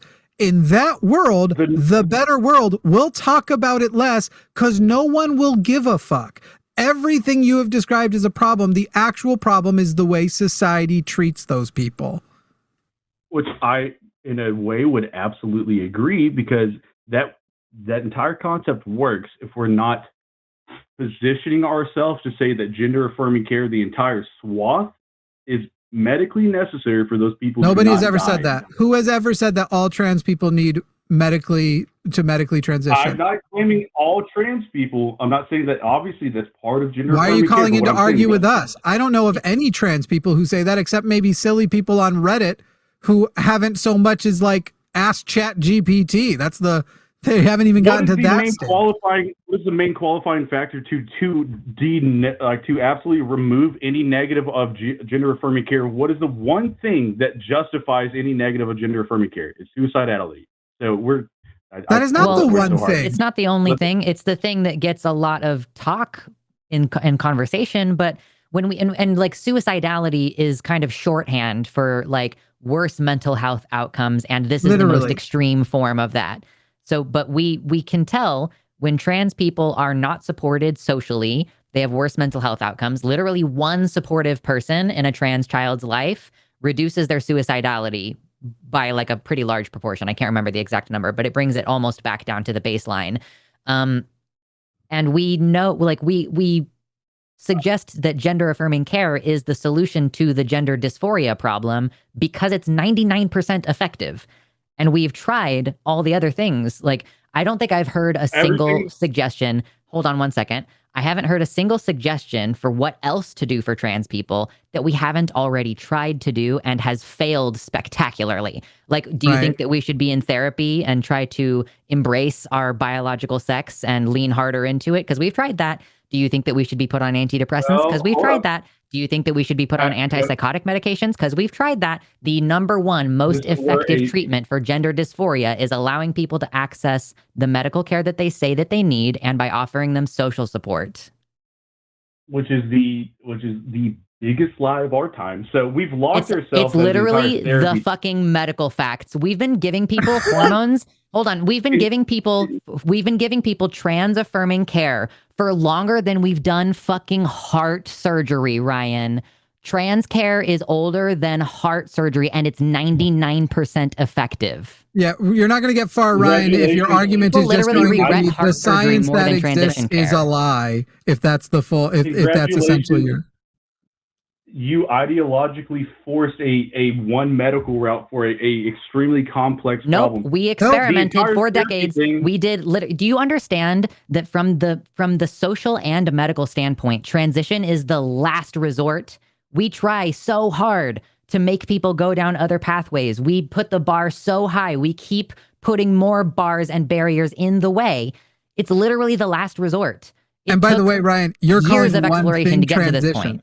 Transition means way more than one thing. You're calling many things transition. Hey, Ryan, I want to go back to a point you did make about the number one thing you guys, it's the number one. Hey, when veterans are inadequately cared for, what is the most identified stat in veterans who are inadequately taken care of? Of course, I know the exact point that you're trying to make. You're literally making a point of, yes, people highlight suicidality goes up because it's the worst of the things. But it's also what we do with, it's what we do with everything. When gay people were inadequately taken care of, the church and Utah had a lot of egg on their face when it was like, hey guys, we're doing studies and showing the reason why you have an epidemic of dead kids in Utah is because you're fucking dicks to gay kids. And they started adjusting the way they address things. It improved, but has not gotten better. Literally, suicide is the worst thing, and it goes up, so we talk about it. We also often talk about, on the other side of the issue, the murders that happen, because death is pretty fucking bad, and feeling so bad you don't want to be alive anymore, your number one biological directive to survive goes away, is fucking crazy. And when veterans aren't taken care of well enough, what do people say? They bring up how much suicide they are committing. When any group of person that isn't being adequately taken care of in society, we often most highlight their suicide rate. But it doesn't mean that's the only thing. When it comes to veterans issue, we should be talking about how poor their health care is. How when they are injured, having been conned into going into the government cult, and they are injured, we leave it to them, in a lot of cases, to pay for their injuries and figure things out and not be too upset that they are limited at ever making a successful living by the disabilities they got from literally putting their bodies on the line for our country. Like, literally, there's nothing you could say about the way, the messaging around why trans care is important as like, and that's fucked up for them to use that as the main stat that we don't use for literally veterans. That is not even remotely my point. I appreciate you tangenting on that for however long you did. My point. Did you or did you not make that a point that is the leading thing we cite when we talk about it? I said that statement. Was I able to expand upon it? Sure. And I already know where it's going because you tried to earlier. Because your expansion earlier was we have given the only basically remedy to the suicidality of transitions that you must do a full medical transition to get relief from that. And that's not true either. Not my point even really. You're misconstruing my I'm glad entire point. yes. Words in my mouth. Sir, you're hearing your own point repeated back, and now you want to change it. If you're going to let me, you can doubt me all you want. If you let me Go explain it, I can prove explain that your better entire version. point is wrong. Okay. Explain your better version. I heard your version before. Explain the better version. You did it because I spoke for like 5 seconds before you went on the tangent. Go ahead. My entire point of bringing up the suicidality on this. So the implication is because this person is trans, they have a higher suicide rate. Correct. You can't compare that to veterans. Okay, veterans that go to war, get a limb blown off, and then don't have any medical care afterwards. That is completely identifiable. No, it why isn't. That one person, actually, no, it isn't. It's completely the same because it is completely the same because the actual. No, I'm not. No, I'm not. No, I'm not. Now I'm going to mute you because when you sit there and you say it's not the same and don't give me an opportunity to respond, I'm going to take control of you. Yes, it is the same because it isn't the specific care that matters. It's the community support. And I was so glad you went there, Ryan, because it was a trap I set for you. Because you know what the number one? Let's actually find out. Hey, Ryan, what's the number one problem facing veterans? Was I muted? What's the number one problem veterans face? I don't know. Healthcare, social support. Homelessness. The literal problem, the reason why it's the same is because it is literally the suicidality is going up, not because of the medical care as much, that contributes, but because of the lack of community support, which is what Lux already told you. When veterans come back, I don't believe in the military. I think our military fucking sucks. I think it is basically a fascist organization that goes and takes care of billionaires' interests. But I do care about veterans who are fucking tricked into going and serving billionaires' interests. And I think we treat them like fucking shit. And their suicidality would go down and their homelessness rates would go down if their community supported them. So we're back to my point originally, Ryan. If you want to fix, if you feel like too many people are transitioning and they're just following a social construct because it's the only remedy they're given, then you need to work on community acceptance of trans people. And like so many issues, if you actually make the community more accepting, the occurrence of the things you don't like would actually naturally go down because many people wouldn't internalize having to figure out a way to take care of themselves that it doesn't include having their family and friends be supportive. That's what you need to figure out. Cool. I'm in complete agreement with that. Okay. Interesting. A moment ago, you said something tangential to it, called it the biggest lie of our generation. Okay. And my God, I still haven't got to explain this. You stopped me mid-sentence of we have given you plenty of opportunities and you have the time now. This is what we mean about you being deeply inefficient with your time. Just get to your fucking point and stop crying. Yeah, don't start your point with a lie either next time. You were interrupted because you started it with a lie. Thank you. The implication that the entire point I was making that is that it's the implication that they have a higher suicide rate because they are trans. Okay. And if you let's cross-reference again my entire point I was making earlier on people who do not fit inside a social box, putting themselves into a category that makes more sense.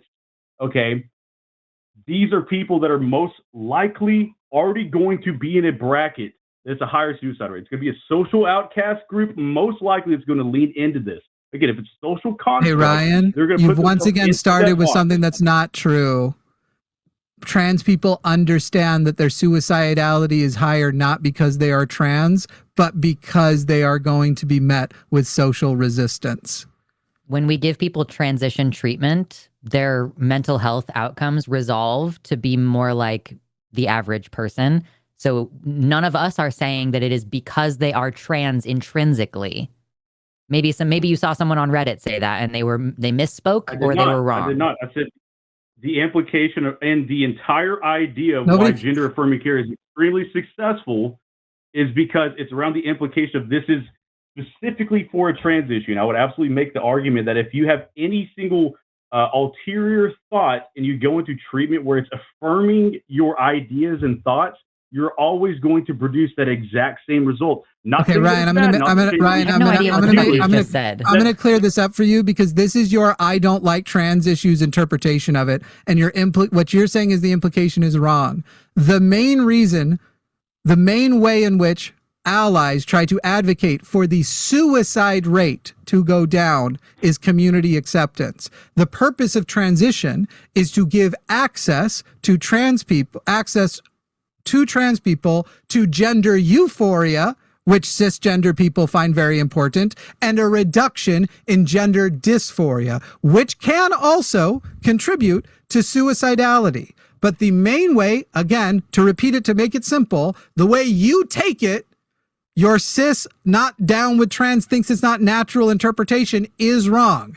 The main way people try to reduce suicidality amongst trans people is to increase community acceptance. The way in which it is offered to those it would be effective to increase gender euphoria, the reason why Ben Shapiro and Elon Musk have hair plugs, and to decrease gender dysphoria, is access to transition care. Now that has been cleared up for you, are you willing to go, oh shit, I didn't realize that. I had a misinterpretation of what this stuff is, and what I considered as a non-trans person affected by this who was on the other side of this issue was the implication turns out to not actually be correct. I'm going to now go internalize that, think about that, and see if I should be participating in, I don't know, the community acceptance movement. I'm not against community acceptance at all. I'm not denying that. Like, do you participate in expanding it? Okay, again, I'm not sitting and claiming that gender affirming care, the claim that this is the best way to lower suicide rates. What I'm saying is the justification and the metrics saying that this is the best thing that we can do for this certain set of people. I'm not saying. Well, we already just told you that that's not correct.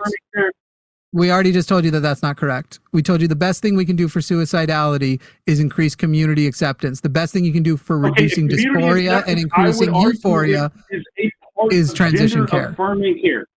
So I'm not saying transition care. I'm saying gender affirming care. The claim that like this is the same ones that cisgender people get, right? We have. Absolutely. Okay. But gender affirming off of the assumption that the opposite gender that you're identifying as is completely different than cisgender affirming care. No, the same gender as they are identifying as. I don't know what you're talking about. People don't trans women don't go try to get transition to men. That doesn't make any sense. You said the opposite. I think you must have misspoke. I might have misspoken on that. Again, what I am saying, the implication that much.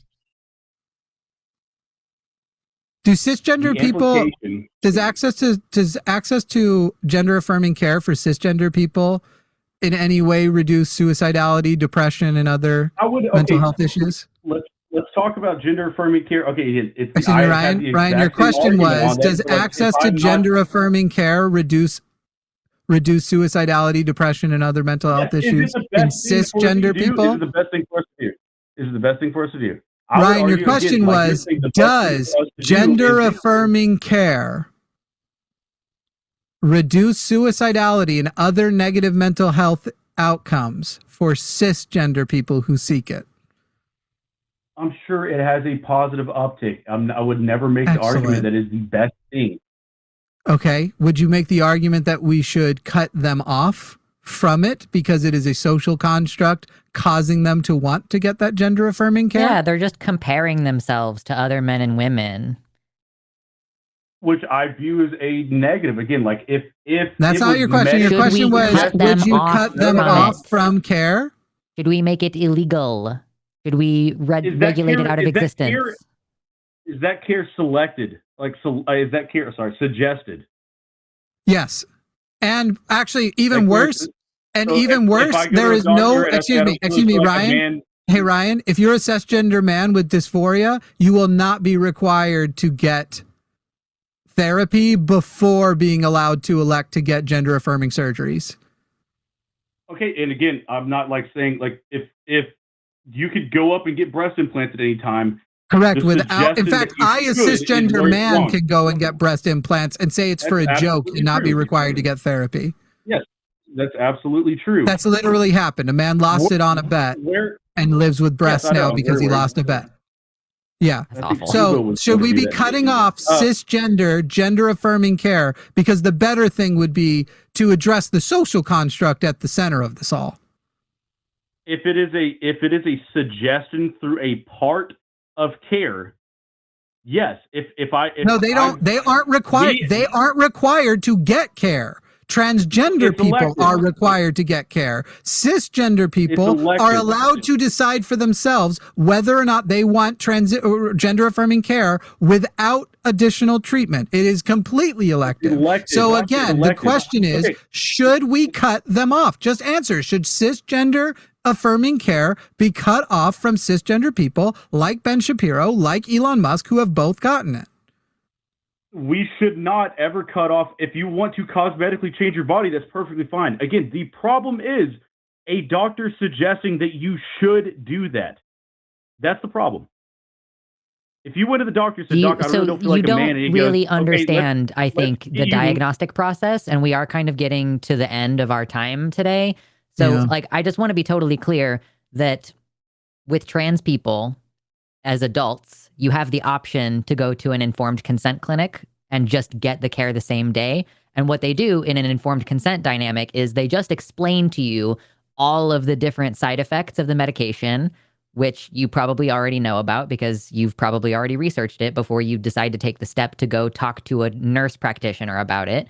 So that's an informed consent model for adults to get hormones. But for trans adults, even if you're, especially if you're trying to get your insurance involved, but even sometimes not with insurance involved, the surgeons themselves will require you to have usually more than one mental health professional sign off and say, yes, you identify this way. And sometimes you have to have a relationship with that mental health practitioner for like 6 or more months before they can write you your letter of recommendation. So like this idea that, it's being handed to people on a silver platter is like delusionally out of touch with reality. I just find the massively more dumb position of yours, Ryan, that, well, the problem is if that care is being suggested. The reason why the care isn't being suggested to the cisgender people is they don't have to get care. That's the difference. I'm sure you would have a much bigger issue if people were able to transition, especially children, without any consultation, without anybody in the way making sure they understand anything. You realize if a patient comes in, if a patient comes in and they're presenting with gender dysphoria, if a patient comes in and they say, I am having this feeling of negativity specifically around these certain areas, like I wish I could grow a beard, but I can't, or whatever, that it's like usually after a period of time of working with a professional who then suggests like, well, if that's the issue that you're having, then yes, testosterone would allow you to grow a beard. So it's not like you come into the office and you're just sitting there and then a doctor walks in and they say, hey, would you like some testosterone today? Like you have to tell them that you have the issues. I'm not even remotely suggesting that. Again, what I'm saying, like you brought up the children's side of no, this. you kind of are though, because you're accepting the non-process. How much effort, I mean, think about the amount of effort you go in to counter trans issues. How much effort are you going in to try to counter people with body dysmorphia getting? 100%. I am an arbiter of someone like, I believe like women getting breast implants and lip fillers and all this like societal bullshit is like one of the worst things that we could possibly have. Should it be illegal? Should it be illegal? And you're participating. You're an activist participating in stopping them, right? It should be illegal that we would suggest to a child that in order to feel more comfortable in their body that they should cosmetically change themselves to fit more as a man if they're born a man. So I have a question. So the overwhelming majority of gender affirming surgeries done on minors is for young men with gynecomastia. So what's the deal with that? I agree. I'm not suggesting there's like I would say like cosmetic changes. Like if the idea is that society is this way and because of that I feel bad, the suggestion is that you should lean into something else instead of literally accepting your body. Like, as So I it's would tell a okay woman to who mutilate thinks the that they healthy should have- bodies of cisgender boys so that they can more closely match the gender that they were assigned at birth. I also love the misogynistic thing. He's getting into the What misogyny now too, because he just I know. said he would take with a woman who doesn't accept her boobs. Okay, you do recognize that there are people who went through decades of surgery, or not surgery, of therapy, of trying to figure out how to accept their body, and the only thing that cured their body dysmorphia was breast implants, right? You recognize that the acceptance that you're describing is not a just look inward and accept. You would have to change this level at society. No longer would society be very clearly advantaging large-breasted women over small-breasted women. Would be fundamentally like the change to make your first reduction. However, for the people who do experience significant dysmorphia surrounding their breast, the breast implants has turned out to, for many people, be a simple, you don't even necessarily know they've had it. You only know the people who it's obvious, a simple change that they made to their life, and they just, that did it for them. They felt better. They were good. Big breasts, and then you get big breasts, and you're happier. That's not even remotely like a suggestion of anything. What about things that you that? What do you mean that's not a suggestion of thing? Literally, there are lots of people who report their dysmorphia goes into total, what's the word? Remission after having breast implants. The data reflects that, and anecdotally, one of my exes was that very way. She literally, like, that was how she described it. She's like, life is just better. I don't feel like I look like a teenage boy. This was her words. I don't feel like I look like a teenage boy when I just want to wear a t-shirt now.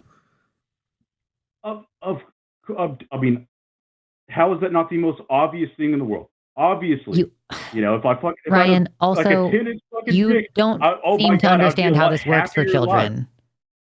You don't seem to understand how this works for children. So if you have an 8-year-old who comes in, and the parents are involved, by the way, parents who should be able to make medical decisions for their children, the parents take them to the doctor because usually there's already been discussions happening at home that's like, hey, I know I'm a boy, but I want to grow my hair out. Or like, ooh, I actually want to start wearing dresses and all this kind of stuff.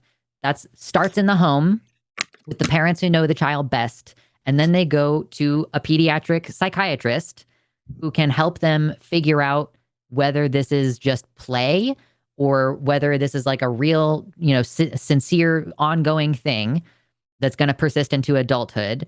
And that is a rigorous process. And it's usually years of observation. And the kind of interventions that we take for kids is stuff like, do you want to grow out your hair? We can try a different name. We can try a different, we can try the dress. And so because of the fact that the mental health outcomes are contingent on social support, we can usually see pretty quickly whether this is going to be good for the child or not. Then the treatments are oriented around creating even more time to work with professionals and to make sure that the child is, what is the word? It's like persistent, consistent, and insistent. So the next step is puberty pausing medication, which you can only be on for a maximum of 2 years, but it gives you 2 more years to work with medical professionals. Parents are on board the entire time. And so if after 5 years of ongoing medical observation, we say, okay, we would like to let our kid experience puberty at the same time as their peers, and they're clearly not going to desist, meaning stop identifying as trans. Well, it wouldn't be the same time as their peers if they postponed it, but... Well, I mean, sure. So if you like, honestly, I think that that's one of the most unethical things that we do to trans youth is make them wait until they are 16 before they can start puberty properly. But the point is that this is a very conservative area of medicine. Like, it's one of the most conservative areas of medicine where we do as little intervention as possible for as long as possible until it becomes clear that a more elevated level of intervention is required. So that's the situation. And when you're 16, in a lot of places, you have medical authority over your own body anyway. So at that point, it varies from jurisdiction to jurisdiction, whether the parental consent is required at that point. So like a 16-year-old could choose to get vaccinated, for example, even if their parents are anti-vax. They can start making medical choices for themselves at that age. So like maybe your problem here is just not realizing how deeply thorough we are. And like with I'm child very transition aware. care, the regret rate is the lowest for like children who've started medical care. It's the lowest percentage Because of regret because we are so thorough about it. And kids who need the care don't get it because they don't hit the very high bar that we've set. So we have people who still end up falling through the cracks and have to transition later and spend even more money. Right, we're gonna end with this line of questioning. I'm not Ryan. I'm honestly, I'm not that interested in your hypotheticals back on this because you've shown you didn't know that shit. So Ryan, here's the question to you: how many years away are we from trans acceptance? I hope that it goes in the opposite direction, in the same light that. How many years are we away from a person being able to? No, you're gonna answer my question, not the one you want. So I'll make it more specific so it's easier for you.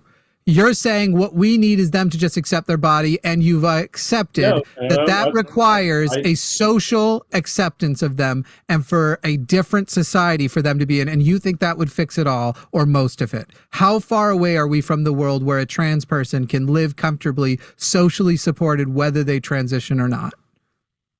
I don't think it's even possible to live in the most extremely no, not most extremely. Let's just say as accepting as people are as of gay people, because it's much more comfortable to be gay in America than it is to be trans right now. So let's just say as comfortable as with gay people.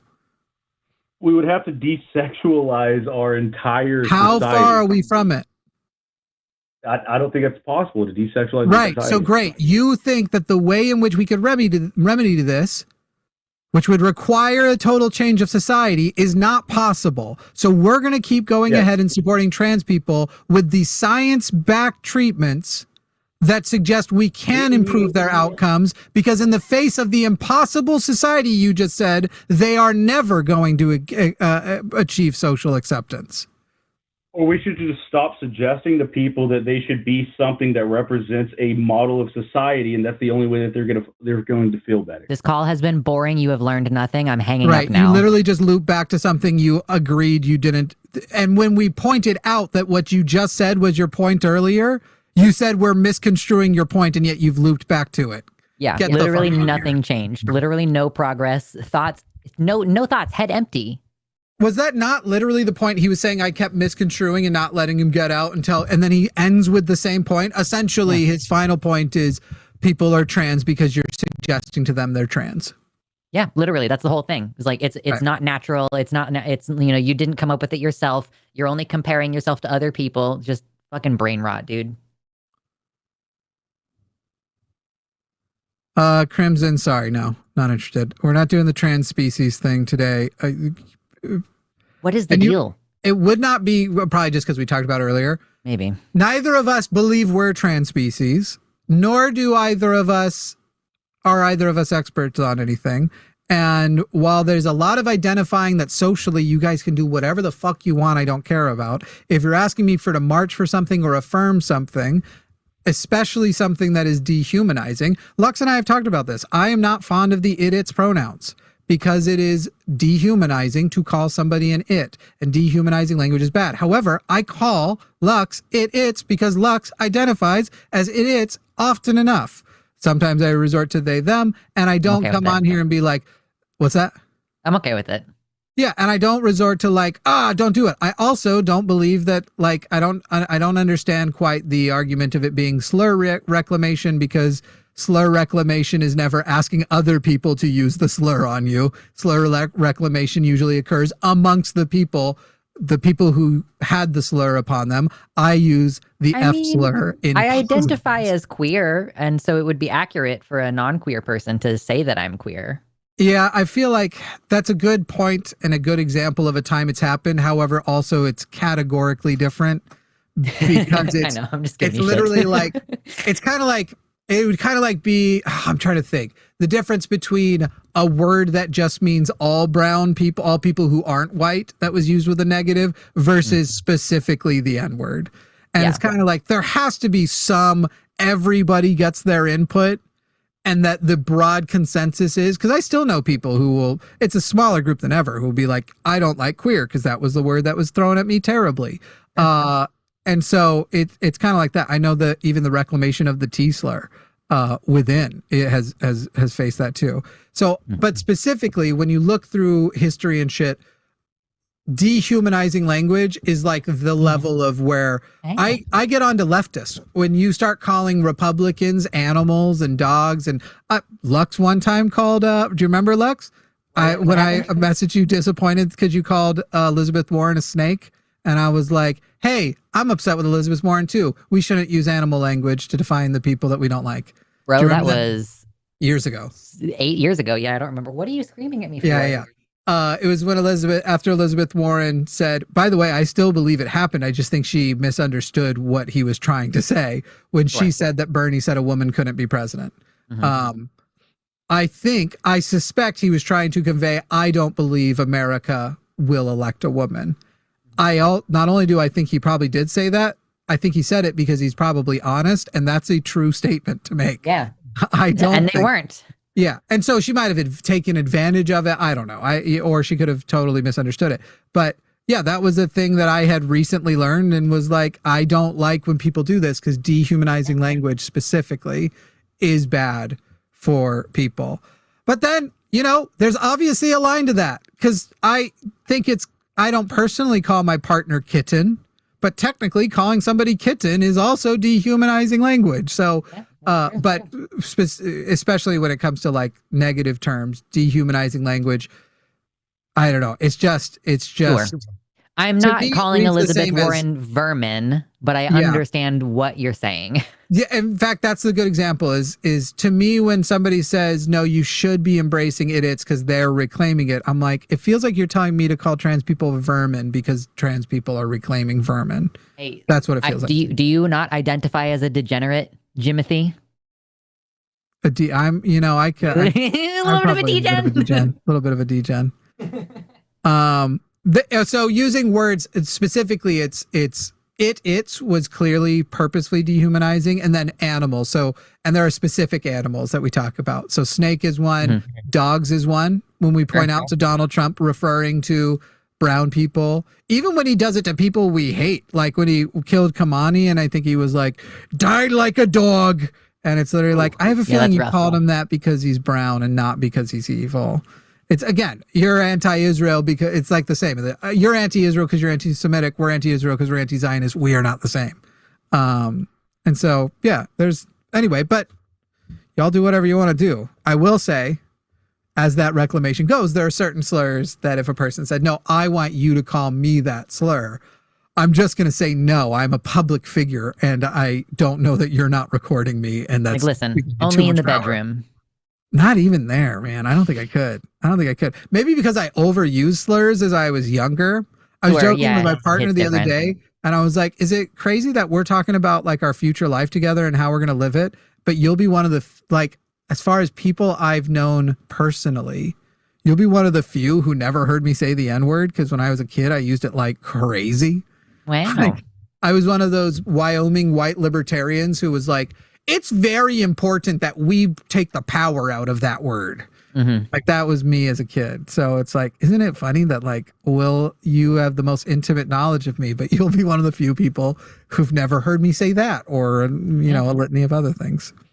There's something funny about that. It's pretty funny. Yeah. Then I did the Bo Burnham salt and vinegar bit. You don't know about that? I didn't really. I said, what are the types of chips I like? It's salt. And she goes, oh, salt and vinegar. And I was like, and now I know what it sounds like when you say it. Oh, okay. I see. Okay. Got it. Yeah. Yeah. Hilarious. White people think that they're close to racist jokes are so funny. It's a problem we have, guys. It's systemic. And we really do. I thought I was cooking.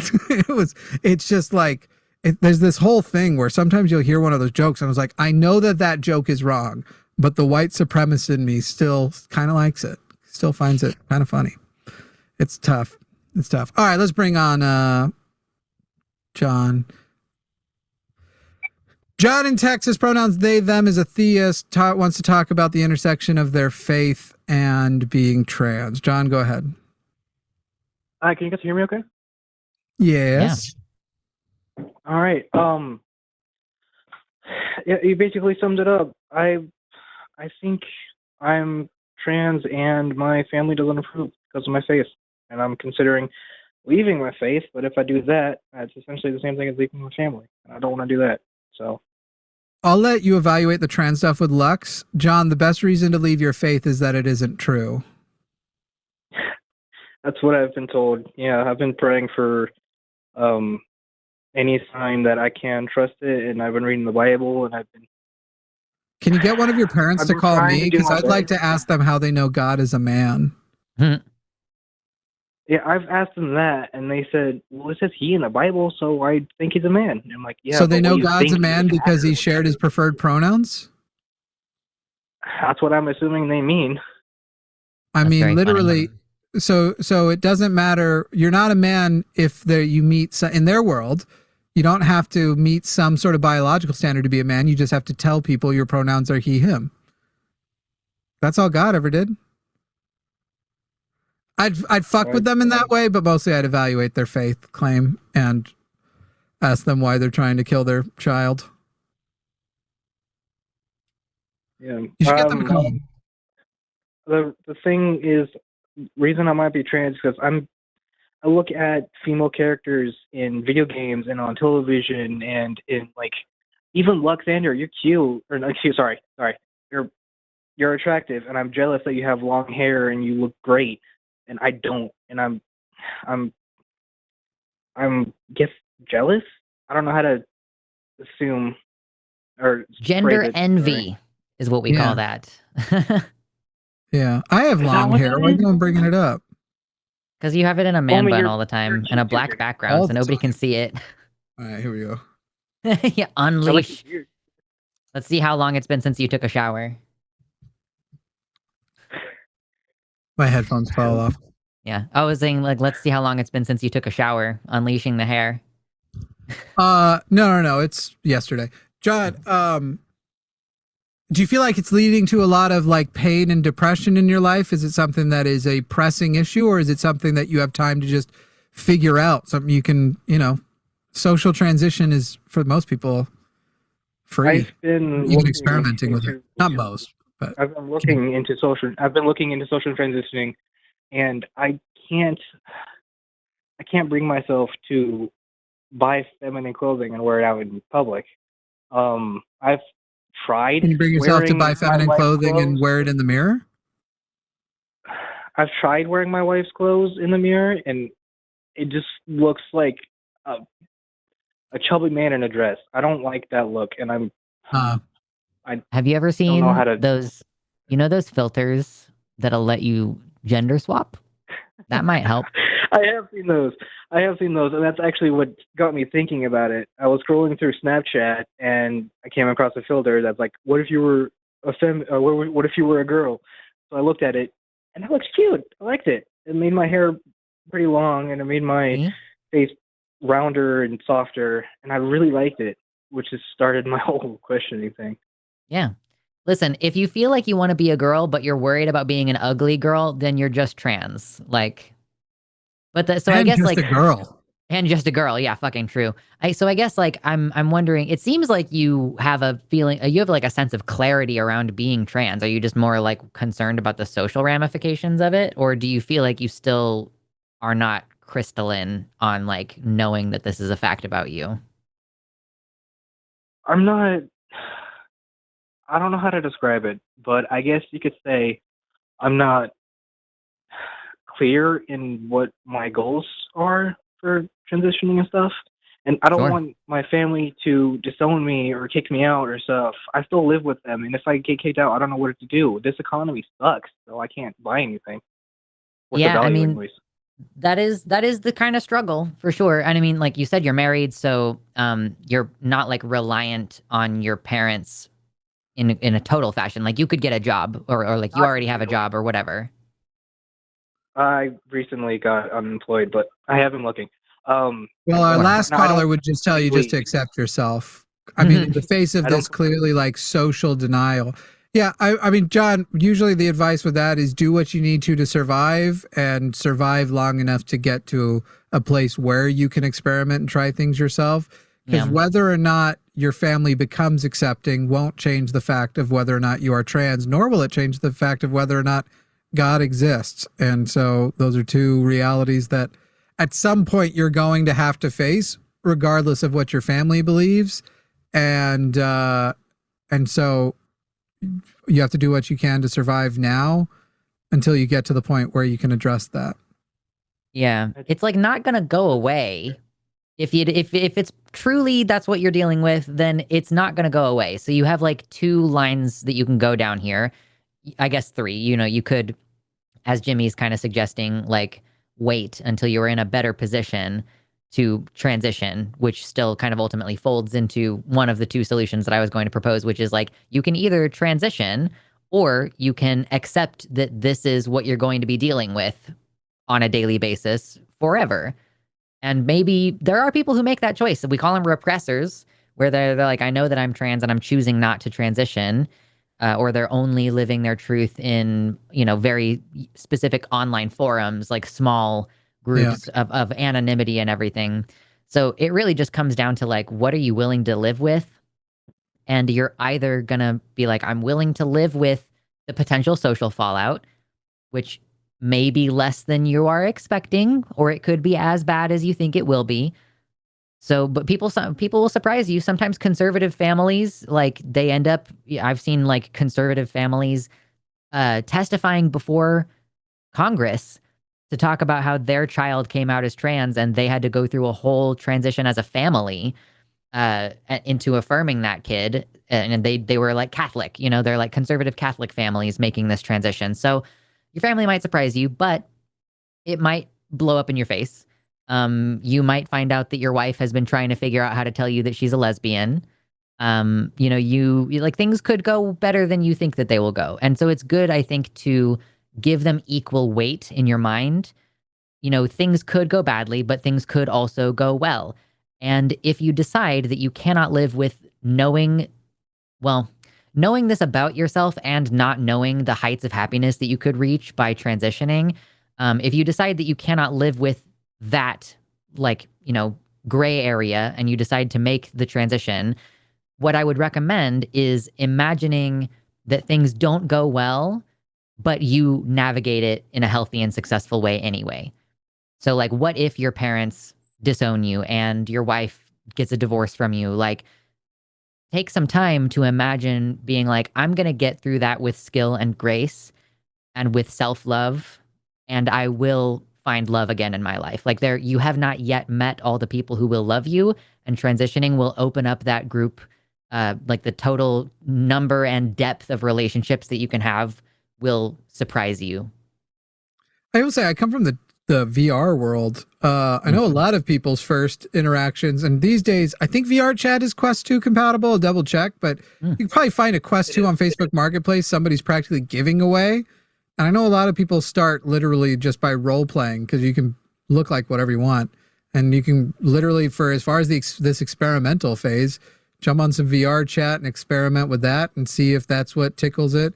It seems like it seems like the thing you're trying to perhaps express, you can tell me if I'm wrong, is that you're worried that you experience less dysphoria presenting as a man and accepted as a man than you would feel if you didn't feel like you adequately passed as a woman.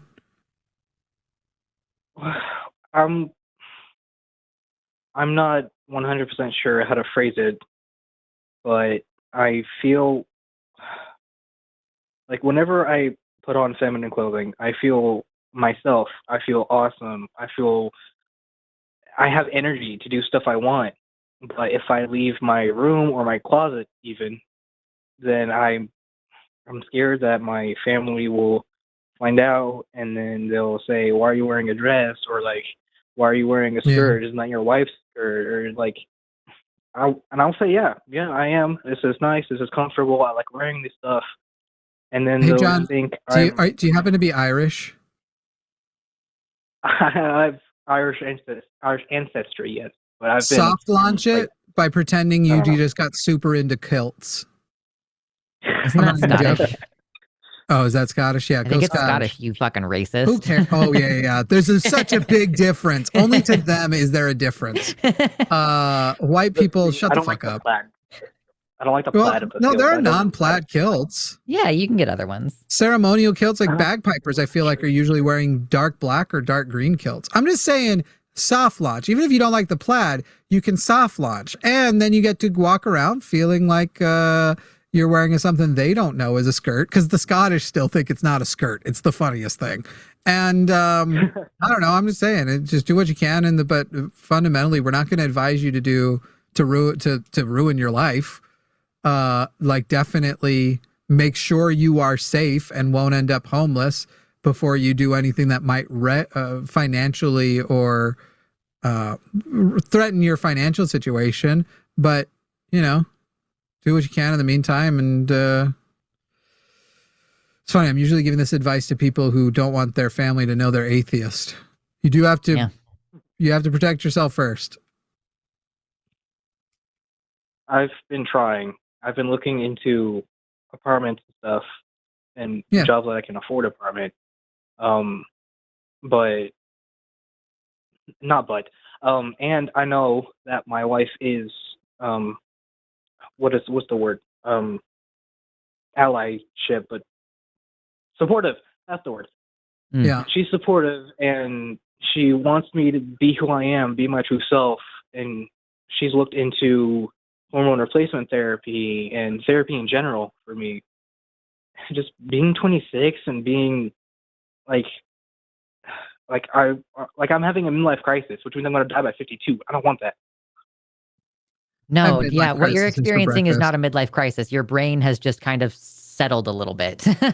Like when you get to the mid to late 20s is when you start to get really your adult brain. What you don't realize, though, is it sounds like, one, you already have something that a lot of people don't that advantages you. And that is an accepting person in your life who you're very close to and you can be a confidant. Two, you've already started a plan. You just have forgotten to start doing it. Go to the therapy. That's your next step. Find a gender accepting, like a person who's not going to be a piece of shit. You're in Texas. So somebody who is accepting of trans people, who treats people who are trying to work out their dysphoria and what the solutions for their dysphoria is.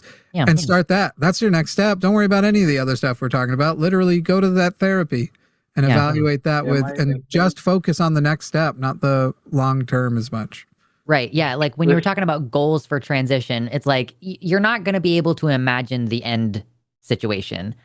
Like you're going to change so much if you pursue that route that it's better to just think of it in steps. And like you're not going to get clarity in one conversation. So like Jimmy's saying, like the therapy is going to be an enormous help. Not that thing in the way chat. More than us.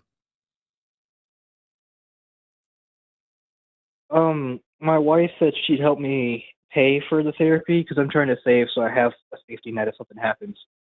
So I don't want to rely on her for that though, because that's her money. She can do what she wants with it. But I suppose this is. What if the thing she wants with it is to deliver happiness and contentness with somebody she loves?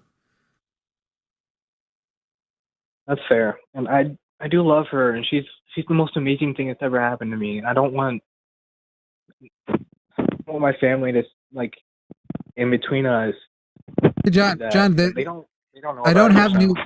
I feel this, and this is getting very personal, which is why we need to take it off air, because I'm not Dr. Phil, and I'm not going to exploit your experience, emotions, and tears for clicks and whatever. The advice is going to be the exact same right after.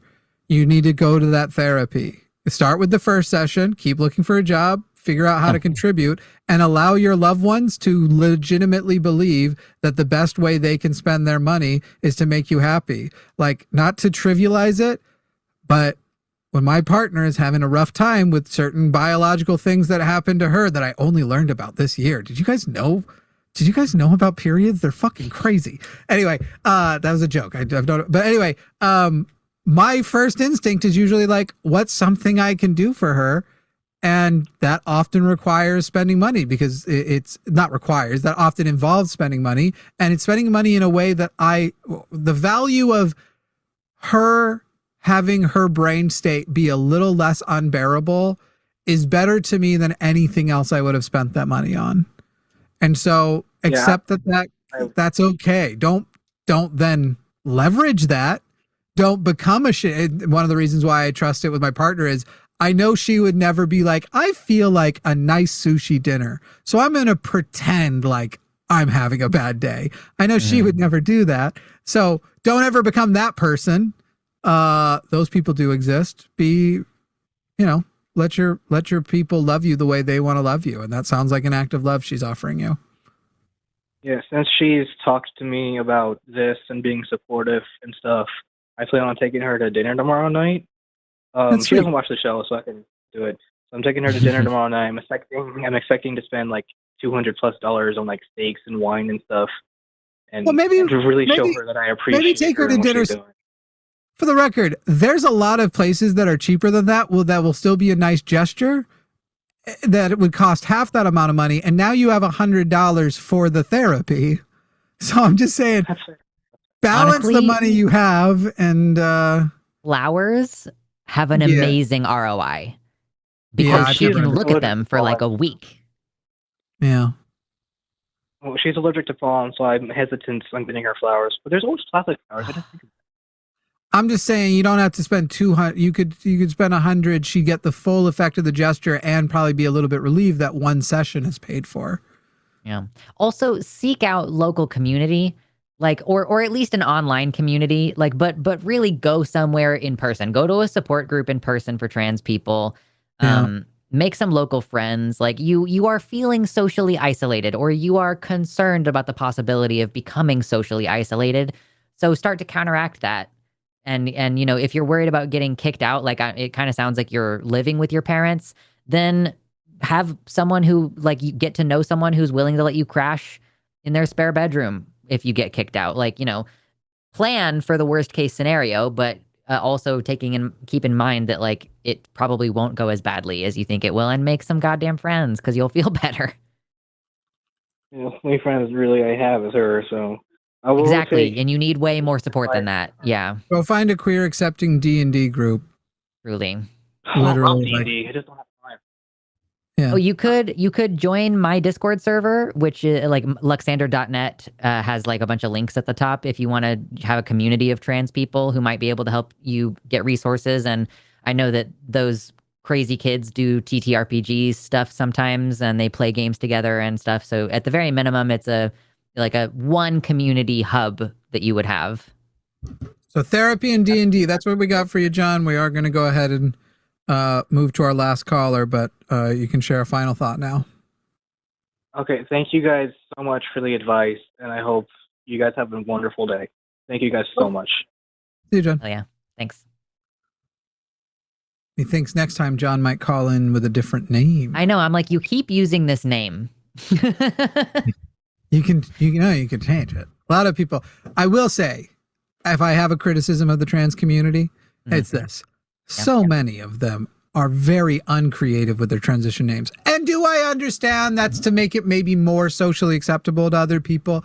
Sure, I get it, but Keep your initials the same. if you've squandered an opportunity. If John calls in as Joan, I will accept it. While thinking, even if you wanted to keep, I should there's text so many you. J names that could be. I'm excellent. considering making a update to my name legally, so I should send it to you, and then you can judge me and tell me whether it's. Is it not already the name that you'd already kind of changed to? and Listen, then I've changed back changed my off of? name once, and I want to change it again. Wait. So the other name I already know you by. I don't know so there's like a couple of nicknames, and I can't remember what Yeah. I've told you. There's one that starts with a Z. Okay, Is that the one you're thinking about? it's got I know that one.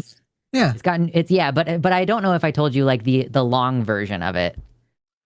Oh, I hope it's basically a paragraph. It is going to be a pair. Where in the fuck are you in my texts right now? There you are. I Well, was like, I stopped being able to read. There we go. Is that original enough?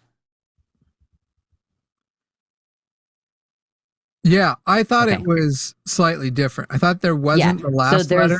there's two derivative nicknames from it, and I may have told you one of the nicknames. Yeah, it's very sufficiently queer in Good. every way. It's Good. It- I feel like it's the name of a non-gendered god creature. Yeah.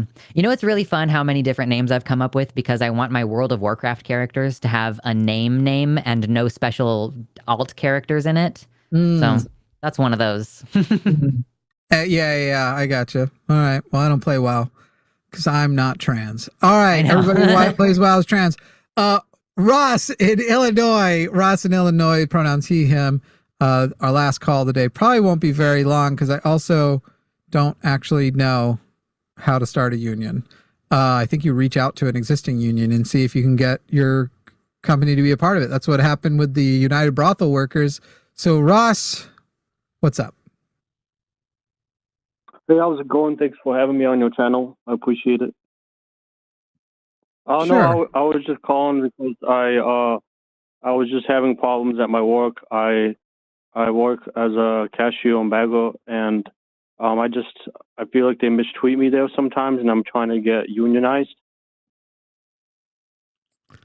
And so you're trying to convince your coworkers to unionize? Yeah, basically, I just want to unionize myself because I've been like working there sometimes, and they just like make fun of me for my like speech impediment and like my problems that I have.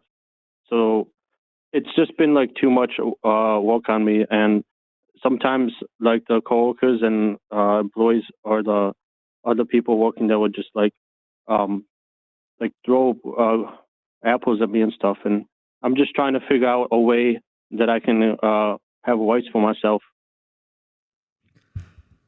I don't think unionization is what you're looking for. I think you're looking for like a civil rights attorney, honestly, or something like that. I think you're looking at, you want to document what's happening to you. Dearest, would you bring me my antibiotics? I'm sorry, did you say they're throwing apples at you? You need to look up a civil rights attorney because that's assault. Yeah, I was quite shocked about it. It happened like at least once a week. I was just confused. It was just, I don't know, it's just driving me nuts. Okay. Is it a civil rights attorney? I've been looking into it. You need a lawyer, not a union. But yeah. Thank you. I appreciate that. Are you able start documenting stuff? Leave your phone in your pocket with recording the entire shift if you have to, recording audio. If you are in a one-party state. Illinois?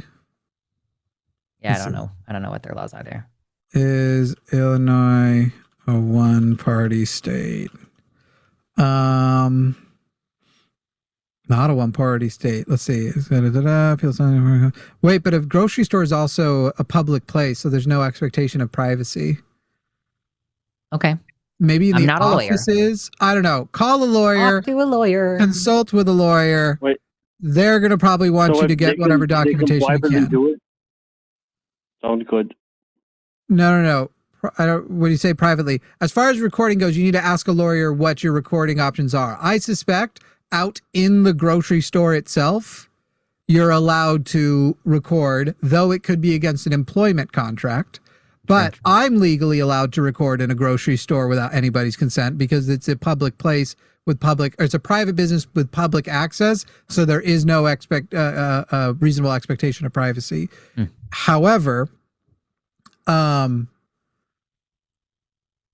mean, it would, by the way, when I say somebody kind of, you need a lawyer, not a union, you'd also be better off with a union. But the people who you're saying are bullying you, it sounds like are the people you would need to have the support of to unionize. Mm-hmm. So not likely to be your remedy here. So, yeah, you need a lawyer. Let me look up what kind of. Sounds good. I appreciate it. I have a quick question. If the other employees are not unionized, is it okay if I just throw like apples back? Oh, so this was a joke the whole time? Oh no, I'm serious. I was just wondering. No, you're not, Ross. Hey, Ross, fuck off, dude. Like, you're calling in pretending to be a member of a vulnerable population for the lulz. Like, fuck you in your fucking face. Like, Jesus Christ, get the fuck out of here. Go throw apples at yourself, dick. What a piece of shit. Wow. I already knew. I had the trolled R2 at the beginning, but you from don't the want moment to, they from my spoke. from my position, you don't want to assume, and then the person's impediment turns out to be real. And you'll probably have all seen the face I made when he said, they throw apples at me. That was a pretty big hint too. But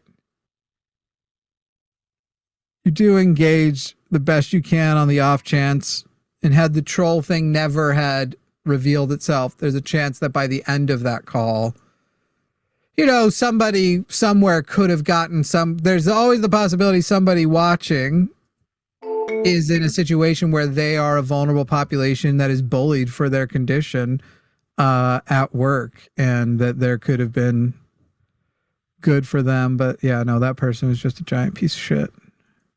Yeah, unfortunate.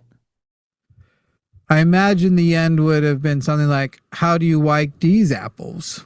Something like that. I don't know. Or actually, I doubt it, because I don't think he would have been that clever. I was going to say, yeah, it's like, you're smart, though. Yeah. Yeah. That's how I would have trolled. I would have set somebody up for the apples thing. Well, first of all, Lux, happy birthday. I know it's not your birthday, but if we pretend it is, we'll get more super chats.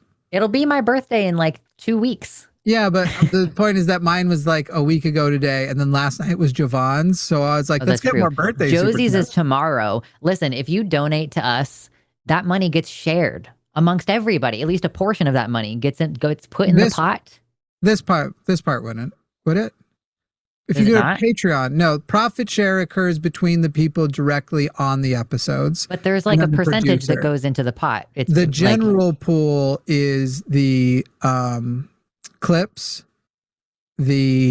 some of the clips, Patreon, merch. So like my merch stuff that we did last week, everybody's getting a piece of the merch. But no, I thought like 20% of each show's super chats goes into the producer. Okay, what's the 30%?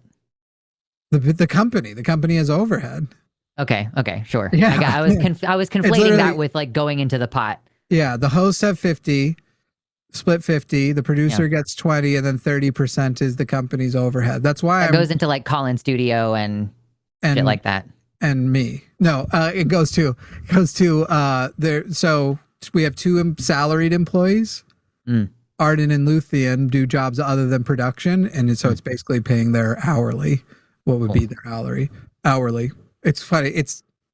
They're salaried, but we break down their pay as hour. It's basically like, hey, this is the amount of work we want a month from you, and this is the amount of money we'll give for you, which breaks down to X. But I don't time track anybody. I just make my expectations known, and everybody gets to pretty chill, do their shit. But yeah, no. It's I like when those breakdowns come down, because somebody's literally gonna be like, so Jimmy gets 30% for doing nothing? Boy, I wish. Yeah. It's like, nope. Arden gets 15% and Luthien gets 15% is kind of how it seems to be shaking out. No, I mean, there's money left over, and that's what usually but you working here know, then usually my thing is like, great, who needs a camera upgrade? Who needs? That's true. Yeah. Right. Like we're checking needs everybody. Something. And now people are talking about wanting to do a live event, and I'm like, for sure. But if you're going to ask about a live event, you need to be supporting our Patreon, increasing our Patreon, because that's going to be what funds our live events. Oh, see, I can tell that you and Arden just had a conversation about this, because she also brought it up when we were plugging the Patreon during Takis earlier. And so, yeah, we are ramping up. By the way, the line is ramping up to eventually being able to do an in-person conference. Like we do LineCon once a month right now. You can get a ticket for $15 and see 3 of our presenters do a 20-minute talk and then a Q&A afterwards. But if you ever want to see us do an event in real life, to meet us, do a meet and greet. Probably not me. Get a little handshake. And probably not me either. Like, honestly. Well, we'll have you out if you want it to come out, but I doubt I would. Okay, where's my N95? I bet I will show up if I've not told anyone I'm showing up. I didn't finish my statement. If no one is expecting me, I'll subscribe probably on Patreon. Patreon.com/calltheline. If we get to like 2,000 patrons on Patreon, then we might have the weight to throw around to do an event like that. So it's definitely not going to happen if you don't subscribe on Patreon. Who very enthusiastically wants us to put on a big conference. I was like, of course, you're very enthusiastic about that, because the way our profit share exists, you only know it as you make money, but I don't profit share losses. You guys don't pay if we lose money. I go into debt. So the $25,000 if we fail is me. That's going to lose 25,000. You truly do take all the risk. We have to cover. Correct. In fact, this is the way in which it isn't socialist. It's still capitalist. Nobody else is asked to take the risk but me. The one way in which it is technically, if we had as a company an expense like that, every owner, which would be the entire people, would contribute to it. And we're not asking people to do that. So we basically, if we increase our patronage, we still profit share our patronage, but we actually keep a bigger chunk of Patreon than we do our production stuff for the company to spend money on. But Patreon also makes less money than YouTube. So if it made more money, that starts freeing up outreach programs and shit. And so that's the whole reason we want people to go to patreon.com/calltheline and become patrons. And you get the bonus podcast show with no ads. The podcast is about to be kind of morphing too. And yeah, it's all kinds of shit, y'all. Anyway, I'm going to quick highlight. I'm feeling not great, so I'm ready to go, but we'll hit any of our soups that were $10 or more. A reminder before somebody goes like, that seems mean. We actually don't even promise to read supers at all. So anytime we do, it's a bonus. Right. We probably should, and we probably make that a segment in the future, but on the show, we don't. But we'll do $10 and more. Green Man Dave said, Happy Friday the 13th, part 2, Happy Pi Day, beware the Ides of March. Legally Mod trying to buy favor back, and it's working. You can buy my favor. Legally Mod got a 30-minute timeout because the first thing they came in and said Jimmy should get a lower resolution camera. That's a really mean thing to say to somebody. That is mean, yeah.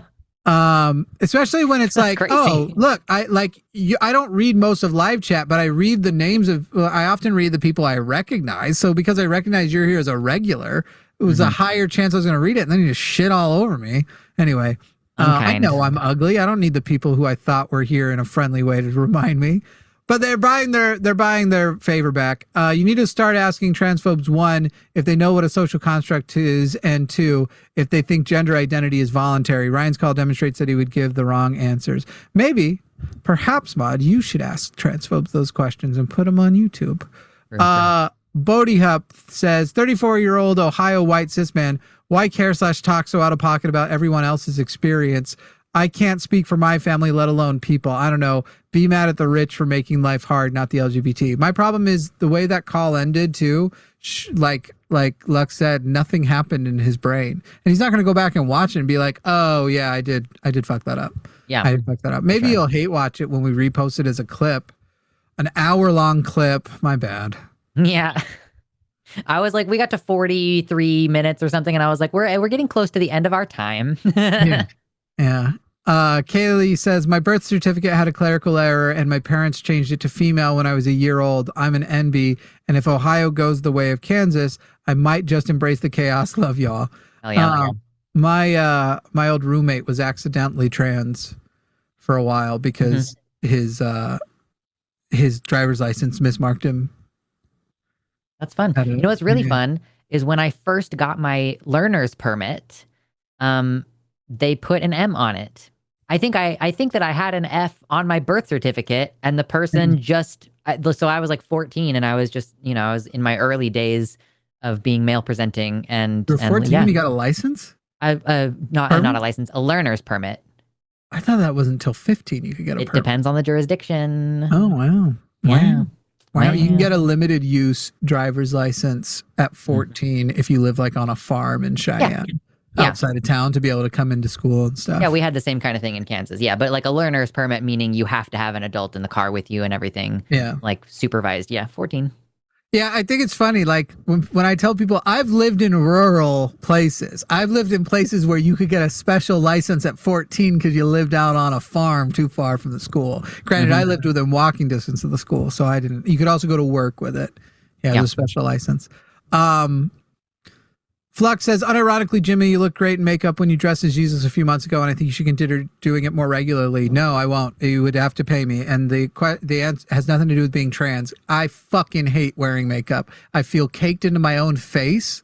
I feel trapped inside my own face. Truly, that whole time that when you watch that, I was experiencing, I don't think I'm claustrophobic, but that's all I can describe what wearing makeup does to me.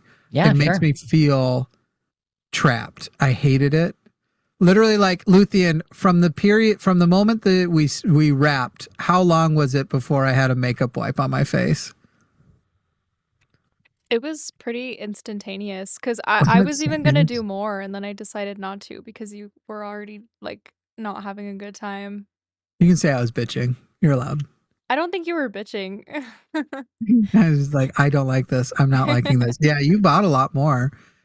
Luthians who did that makeup for me. I was gonna do your nails. Yeah, that with the sensory thing I was already having, adding the smell of nail polish wouldn't have been dope.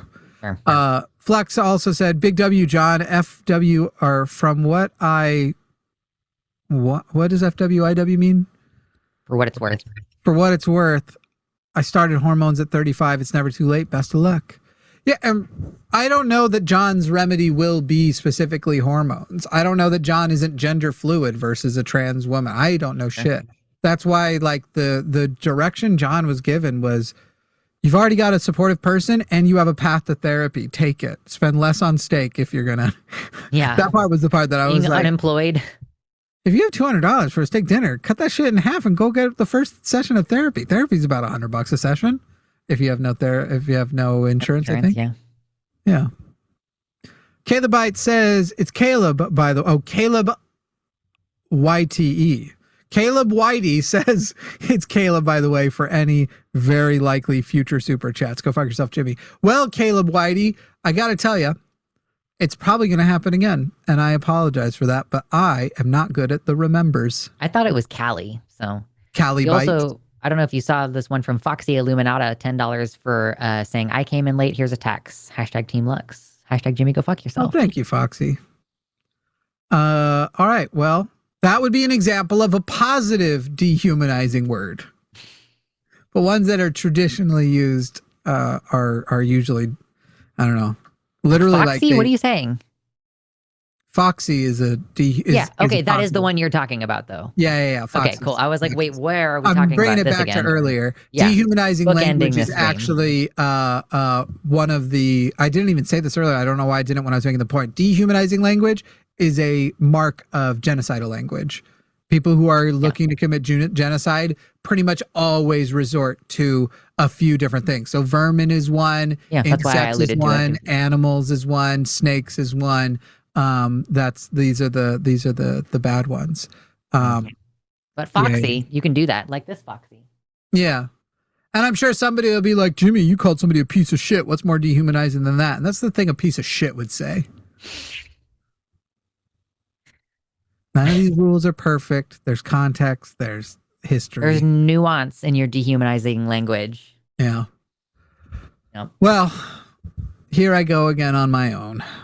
Going down this on the road we've ever known. That's it. Bye, everybody.